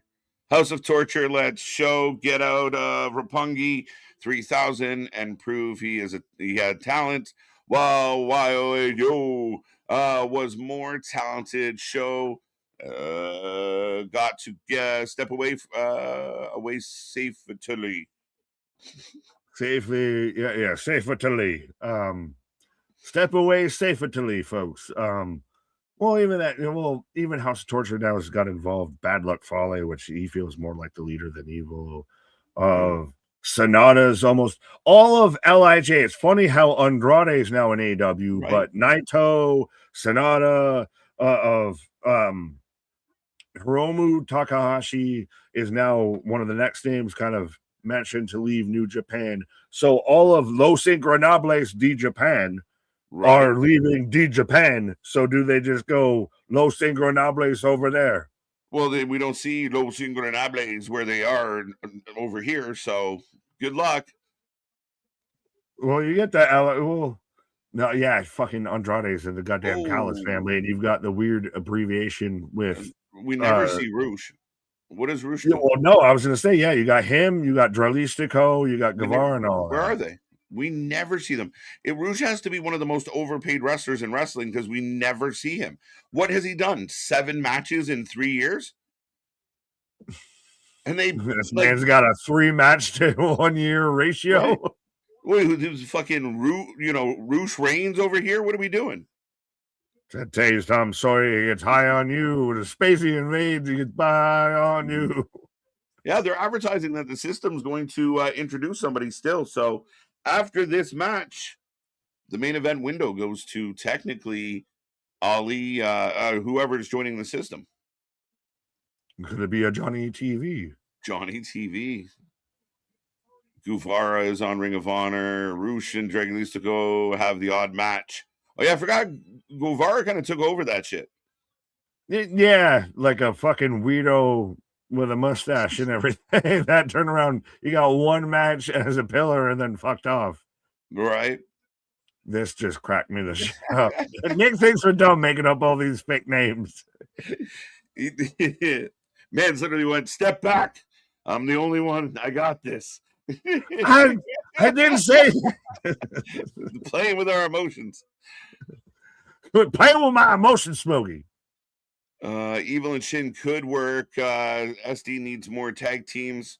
Yeah, why not? I mean, there could be something there. You mean where they released one or let one walk and the other one's holy crap, he's a cripple? No. No, we just need Kit Wilson. I'm a brand new. It's so insane as Jeff Hardy is on fire all over Ali. Right. Oh.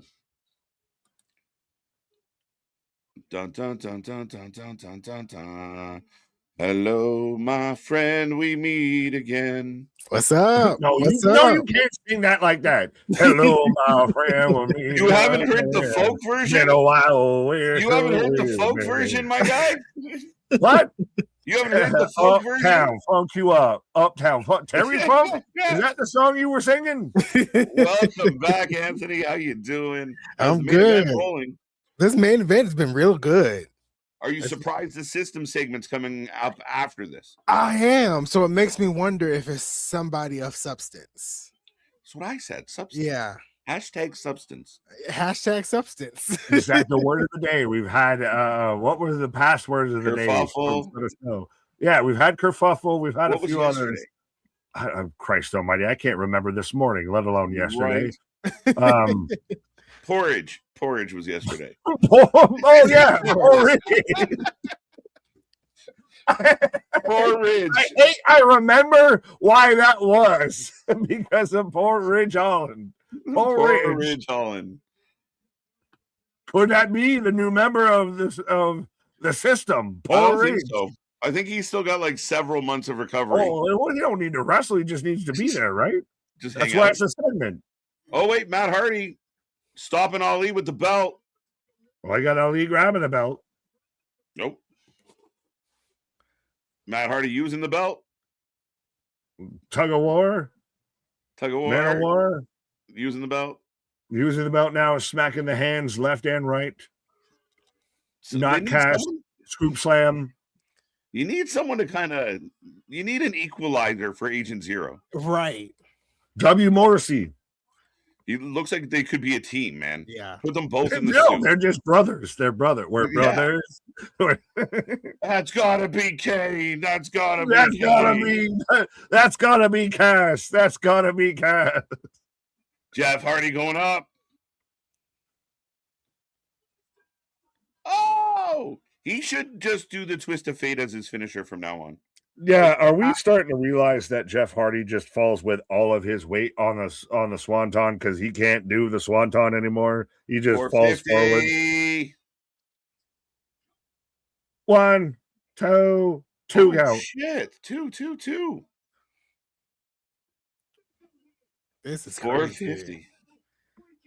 Well, if you wanted more wrestling tonight, I think you got it. It's a way better show. I think you got a lot of wrestling. Big Hardy chance breaking out. Elias is in the building. As I said, then the chat got ahead of us even. 42-42. All right, okay. Elijah or Elias? It's Elijah. Elijah. Who wants to walk with Ezekiel? Nobody. Especially not Kevin Owens. Yeah, right? I'm on Kevin's side. It's all bullshit. Well, you are Kevin, so I would hope you're on his side. Yeah, just do something else as your finisher, bro. And Ali takes the L. I'm a little surprised. I knew the story with him and Elijah wasn't over. Like that, that's not over. Fair enough.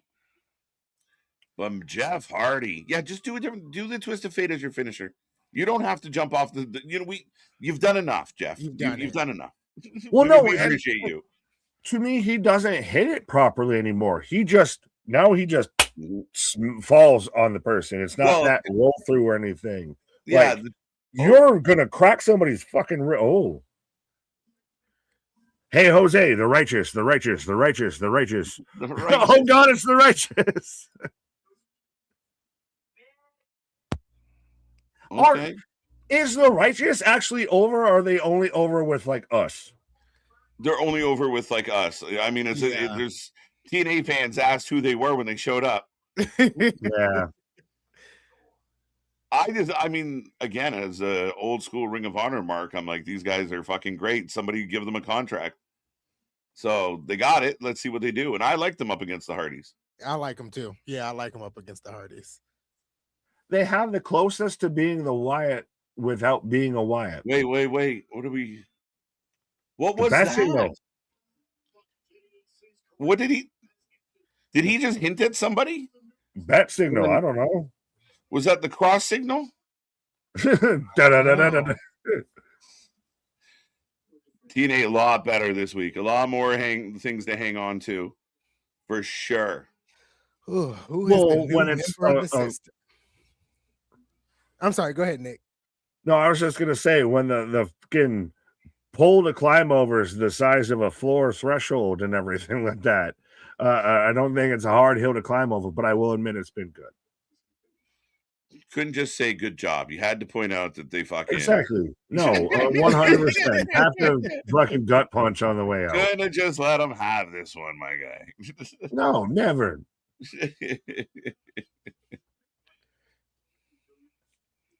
Yeah, we got about 10 minutes left on the clock still, so some shit about to go down to kill at least 8.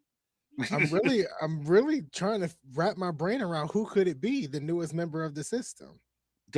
I feel like in this spot you kind of expect like it's going to be somebody of substance, right? It's not going to be Elena Black again, Mr. Elegance, right? Like Sarah Logan. Like no. Oh my fuck.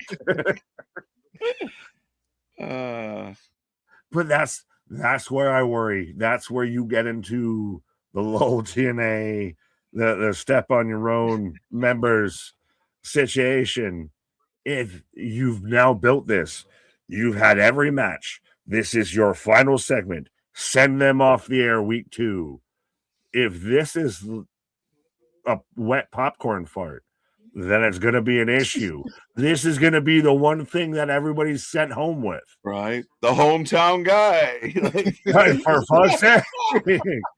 Cody Diener is the newest member. There's potential mistakes that could happen here. Solid show for sure. They just got to bring it home, and they're going to get a good mark. Whoever it is, they've been keeping it secret because I have no guesses at all. It's a tough one. Yeah. Well, you asked it, KJ, and even the chat was kind of questioning it. Did we get the cross signal in the sky? Out there, it's like almost second to the hook signal. Is the cross signal? It was a crow. Caw, Sting. Sting? Are we going that way? I don't know. How the fuck could you tell that was a crow? I couldn't even tell that they had even a fucking light in the sky. I know you're reading. I'm not blaming you. Right. I don't know. If they're pulling in, like if they're trying to pull in names like this, it's going to help this show. Yeah. Hold on tight. It's still going to depend, like I said, of how this show holds up in a month's time. For sure. 2 months' time. Are they going to be taped by then? Are they going to still stay live? Right. Yeah, see, I don't know anymore. Like, if they announce Matt Taven, is it a bit like... Oh, no. We'll react. We'll know. No. The TNA fans will react. They've been calling since his departure from AEW. I mean, and he was a part of Honor No More back in 2022. Okay. So he was, True. So they may know him. Matt Taven is. But that's not close the show. That's not close the show. That could be cool. That's not close the show for you. TNA closed the show. Exactly. TNA closes the show a different way. Level. That's what I was trying to say earlier. Like, is it a different? It's like it's TNA good. Lowered expectations. Yeah, those words, that thing. The jingle just came floating through the air. Would you like to reminisce? Former Ring of Honor World Champion Matt Taven. Who else is out there? Tyler Breeze would be kind of funny. If it's Fandango, I'm going to be upset. I retired to unretire. Right? Like, I am no longer JDC. I am now Fandango. I will be upset. Well, you got to say it right. Fandango. All right, but we'll take a moment to remind everybody as we have about 5 minutes left in the show now. We will be back tomorrow. SmackDown, not an afternoon show. They are in Montreal the night before a Saturday night main event. We will be live. We're looking forward to it. Back at 7:30, our regular pocket. And then Saturday, of course, we are doing Saturday main event. We'll see what that has for us. Not a lot announced, so long matches and maybe more to come. But we're also going to stick around for the UFC 324, and we're going to have a good time doing it. Lots going on. Make sure you hit like, share, subscribe as the system make their way out to the ring. anyone else find it interesting? Well, even with talking with the UFC, TNA and AW are the only kind of things right now that still use the pay-per-view platform of that you actually need to buy the individual pay-per-view to watch. UFC's now moved to Paramount Plus, WWE's got ESPN, Netflix, everything. That it's getting thinner and thinner out here, expecting people to pay $40-$50 for a wrestling pay-per-view. Yeah, that's true. I mean, if you got the TNA Plus app, you kind of, if you get the, I don't know. I had to pay $40 for Genesis. No, I don't know about you. If you get the basic like $9.99, you get the remaining pay-per-views like for free. But if you the big four, their big four, you got to pay for. So they're close. They're almost there. I feel like they should reduce the price of their pay-per-views just to kind of skim the market. Like, come in $10, do $29.99 for the first 6 months, right? Like, kind of try and get more people in the door that way if you're going to charge anything. Yeah, I like that idea. It's hard to justify $50 for a company that you're not that invested in as a casual fan.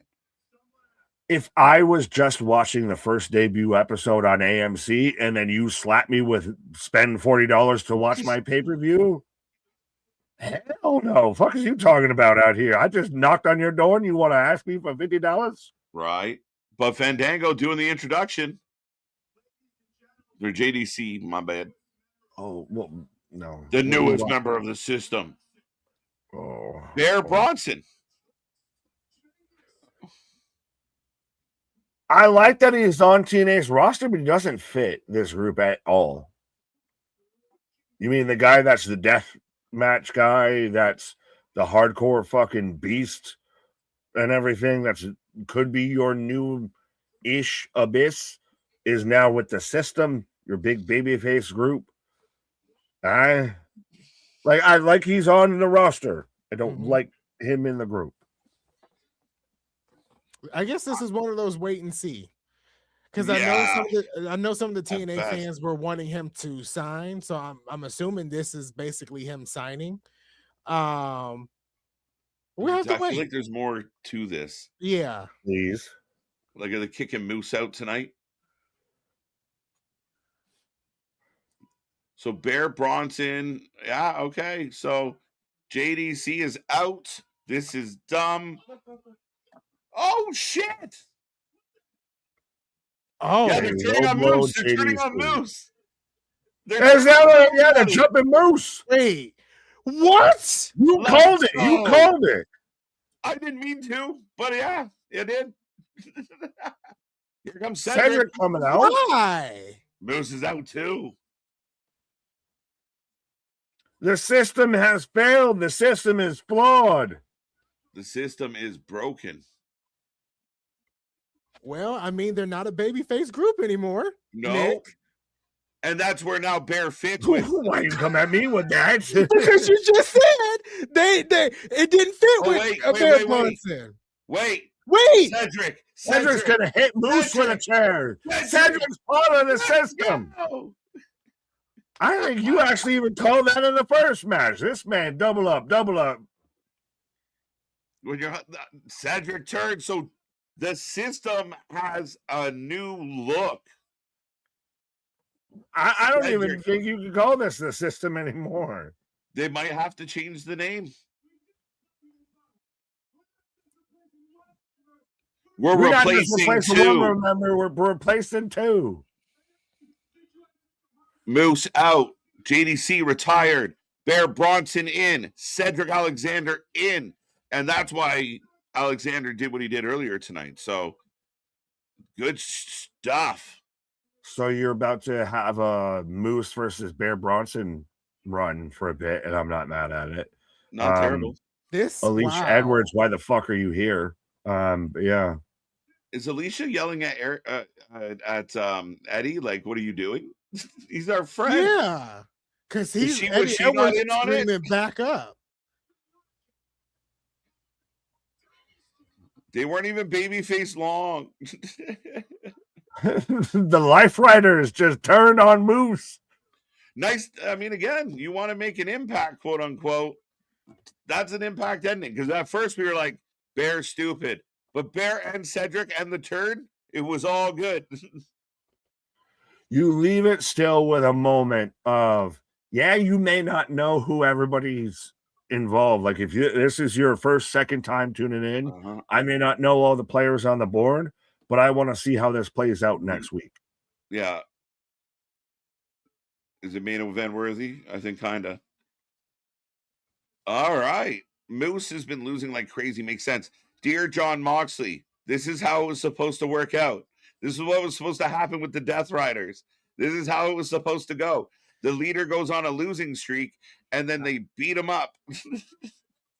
No, you have to do just this one thing. It's called switch to babyface.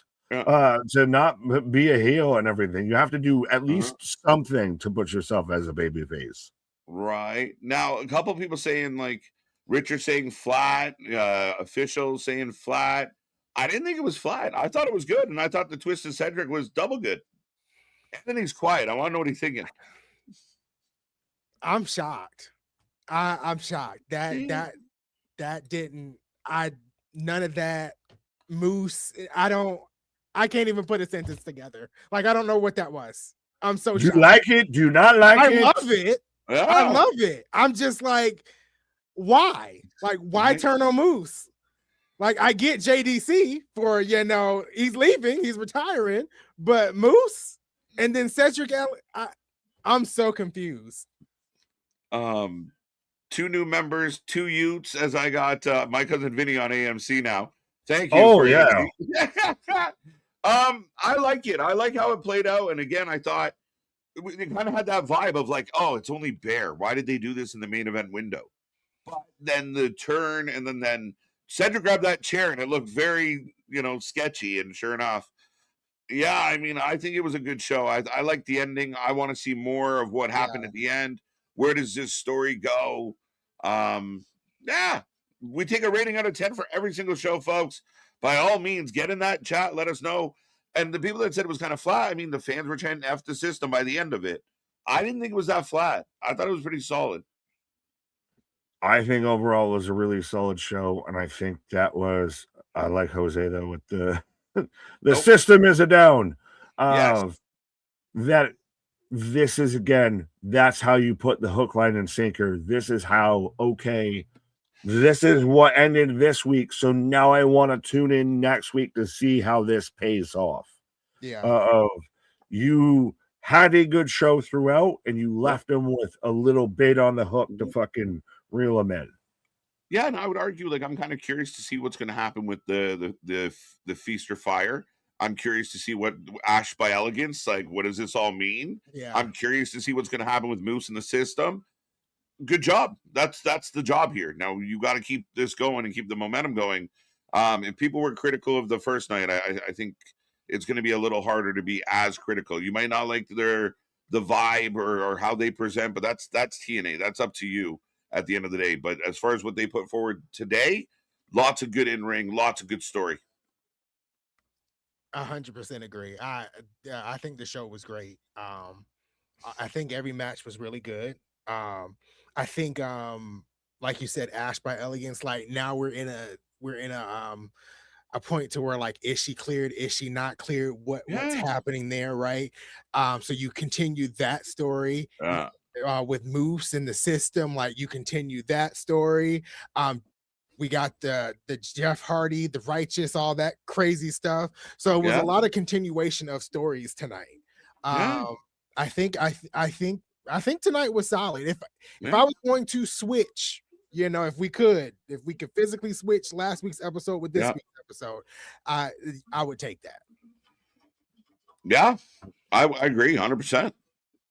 Even Ashim saying compared to last week, this show was far better. Yeah, this is what you wished your debut episode was. Yeah, like they pulled out all the stops, even because they weren't hand-buckled, fucking, short-shouldered and everything around. We've got to do go-home shows. We've got the visa issues that sprung on us. Now they had a little bit of time and planning of, all right, how can we really do this? Showed more of what TNA can actually do and actually be versus last week. I feel like if we would have gotten the X Division title match last week, I don't think it would have saved the show, but I think it would have put the show in a better direction. Yeah, and we just didn't get that. So, but yeah, I would definitely do a switcheroo and have this week's episode be last week's episode. Yeah, I give you that for sure. We got a couple sevens. Anthony MDB with sevens, 7 as well. F the system, 7.5, 8. 7, 8. I'm going 8. I'm going 8 for sure. Yeah, it's at least an 8 tonight. 7.5. I think 7. No, I was gonna say. Hold on. I was gonna say 7.5 is fair, actually. I'm giving it an 8. Oh, hey, well, no, you said you're coming in all sounding aggressive and everything. So no, I was about to say 7. To me, it's fair. I'm giving it an 8, but 7.5 is fair. You biases with a fucking headset and the production shirt and everything. See, I don't know where his loyalties might lie or anything. No, I mean 7.5 is reasonable. Most of the chat said 7.5. But 8. I mean, again, I just think it was such a good show. I mean, I think they did a much better job, and like you said, I think it's a better reflection of what they can be. Lots of intriguing things. If Eric Young gets fired, we're all going to be watching our backs. I feel like TNA was TNA tonight. Like, it showcased what TNA could do, and that was total nonstop action. And we got a lot of wrestling. With 4 matches, we got a lot of wrestling, but each match was given a decent amount of time for a live show. So I'm excited for next week. Well, and I didn't notice. Fact checkers can let us know or whatever, but we even talked about initially how the first match, the Moose Cedric Alexander match, was void of commercial breaks, was void of a lot of pause. You might have gotten a little bit more during the middle of the show, and that might have been even when we paused and everything.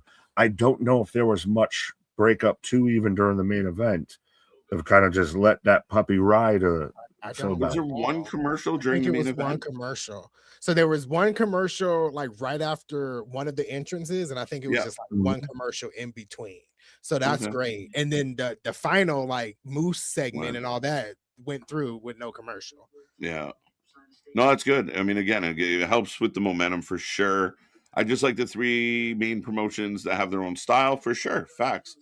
And we can like them all. It's so fun. Well, now is where, like Anthony said, of TNA tonight kind of became more of what TNA was, has been. Yeah. Last week felt a little infomercial, a little WWE light, a little bit. Fair enough. I hate that for them when people accuse them of being WWE light. It's rough. Should they have saved the turn, like the Ash turn? No, I think fans were demanding a good, go kind of all out and give us a bunch of stuff tonight. So maybe the fans are being a little greedy, but I think after last week, this was just kind of a make good, and we got all the things. A lot of the segments were full of good stuff. Yeah. And like I said earlier with the Ash segment, this week it was in the same time slot of the segment last week. So they had to make it up. They really had to make it up. Yum yums. Excellent stream. Thank you so much, Jose. We got a bunch more 7s in the chat. I guess the last thing I kind of want to circle back to, because to me, we can't overlook what I thought was one of the biggest moments of the night, week, month, maybe early 2026. Trey Miguel returned to TNA on just what a 180. What a crazy story. Well, Chris, I think we clicked the same thing. We were doing the same. We had the same energy there. Chris saying, who was the fastest return from taking time off? Trey Miguel or Kylie Ray? Both left AW taking time off. Both popped up soon after. Right. Honestly, I think Trey Miguel was just upset and angry, and he was like, you know what? I'm taking time. Maybe he didn't think the door was open to go back to TNA. Yeah. You know, maybe he thought that, and he was like, I'm just gonna take space for myself. But I'm pretty sure Carlos was like, nah, you can come on back home, and we're gonna give you all 4 of them salaries combined. Did TNA fuck around and catch a triple double tonight? of you brought back Trey Miguel, so Twitter's already been talking about that probably all while we've been live, and everything. For sure. Especially when we talked about the controversial dismissal's already been talked about. So now you bring him right back almost same day. I think I even have a better question. Do you think that Trey Miguel will get used more, or the Rascals will get used more? Trey is gonna depends on which briefcase Trey Miguel gets. That's true. You ask KJ. I don't want to be right. Better than a hiccup. That's the other way with the Rascals. I don't want to be right on that one. I don't. I was just joking. Knock on wood. On that Andrade freight train. I'm going after 7.2. But no, back to what I was saying. We'll fuck around and catch a triple double and everything. And then you end the show on a segment that, hey, even if I don't watch the show regularly, I kind of want to see where this thing might kind of play off, because they kind of did some things. And a lot of people showed up and people hit people, and that's got interesting. On top of just having a basically good show, like you did first level, second level, and third level really well. So you fucked around and caught a triple double, I feel. Yeah, I mean, I think they did well, man. I really do. I mean, again, they lined things up, and I think somebody said, Richard, I think it was, that made the comment about, doing too much of this. You have Ash, you have the turn at the end, No, this is one of those ones. Just throw it and just smash some balls over the fence, and we'll feel a lot better about the product than we did last week. I agree. You have a really good batting practice. Well, even then, the Ash thing, people who regularly view are the only ones that get it. The ending segment, anybody gets that. Yeah, you understand. Like, at minimum, somebody just got turned on, right? Right. But super sticker from Mega. Thank you so much. Jose in there with a couple super chats. We appreciate you. Folks, go check out our social. Go click the link for the predictions title. You can be our predictions champion. We got so much more coming your way. SmackDown tomorrow, Saturday Night Main Event, and UFC. All things are good. Things are rolling. Thank you for being a part of Impact tonight. Any final thoughts, gentlemen? If you're in the path of this winter storm, stay safe. Stay safe. It's going to be flurries, boys. It's flurries. Guy Lafleur, Guy Ledouche out there, the French luchador, the Fruchador, running roughshod through the US of A out there. But our shit is real, our shit is raw, our shit is authentic. When you're talking about that rest, you put about that for life with it. Would you like butter on that, sir? Come back tomorrow. Regular time.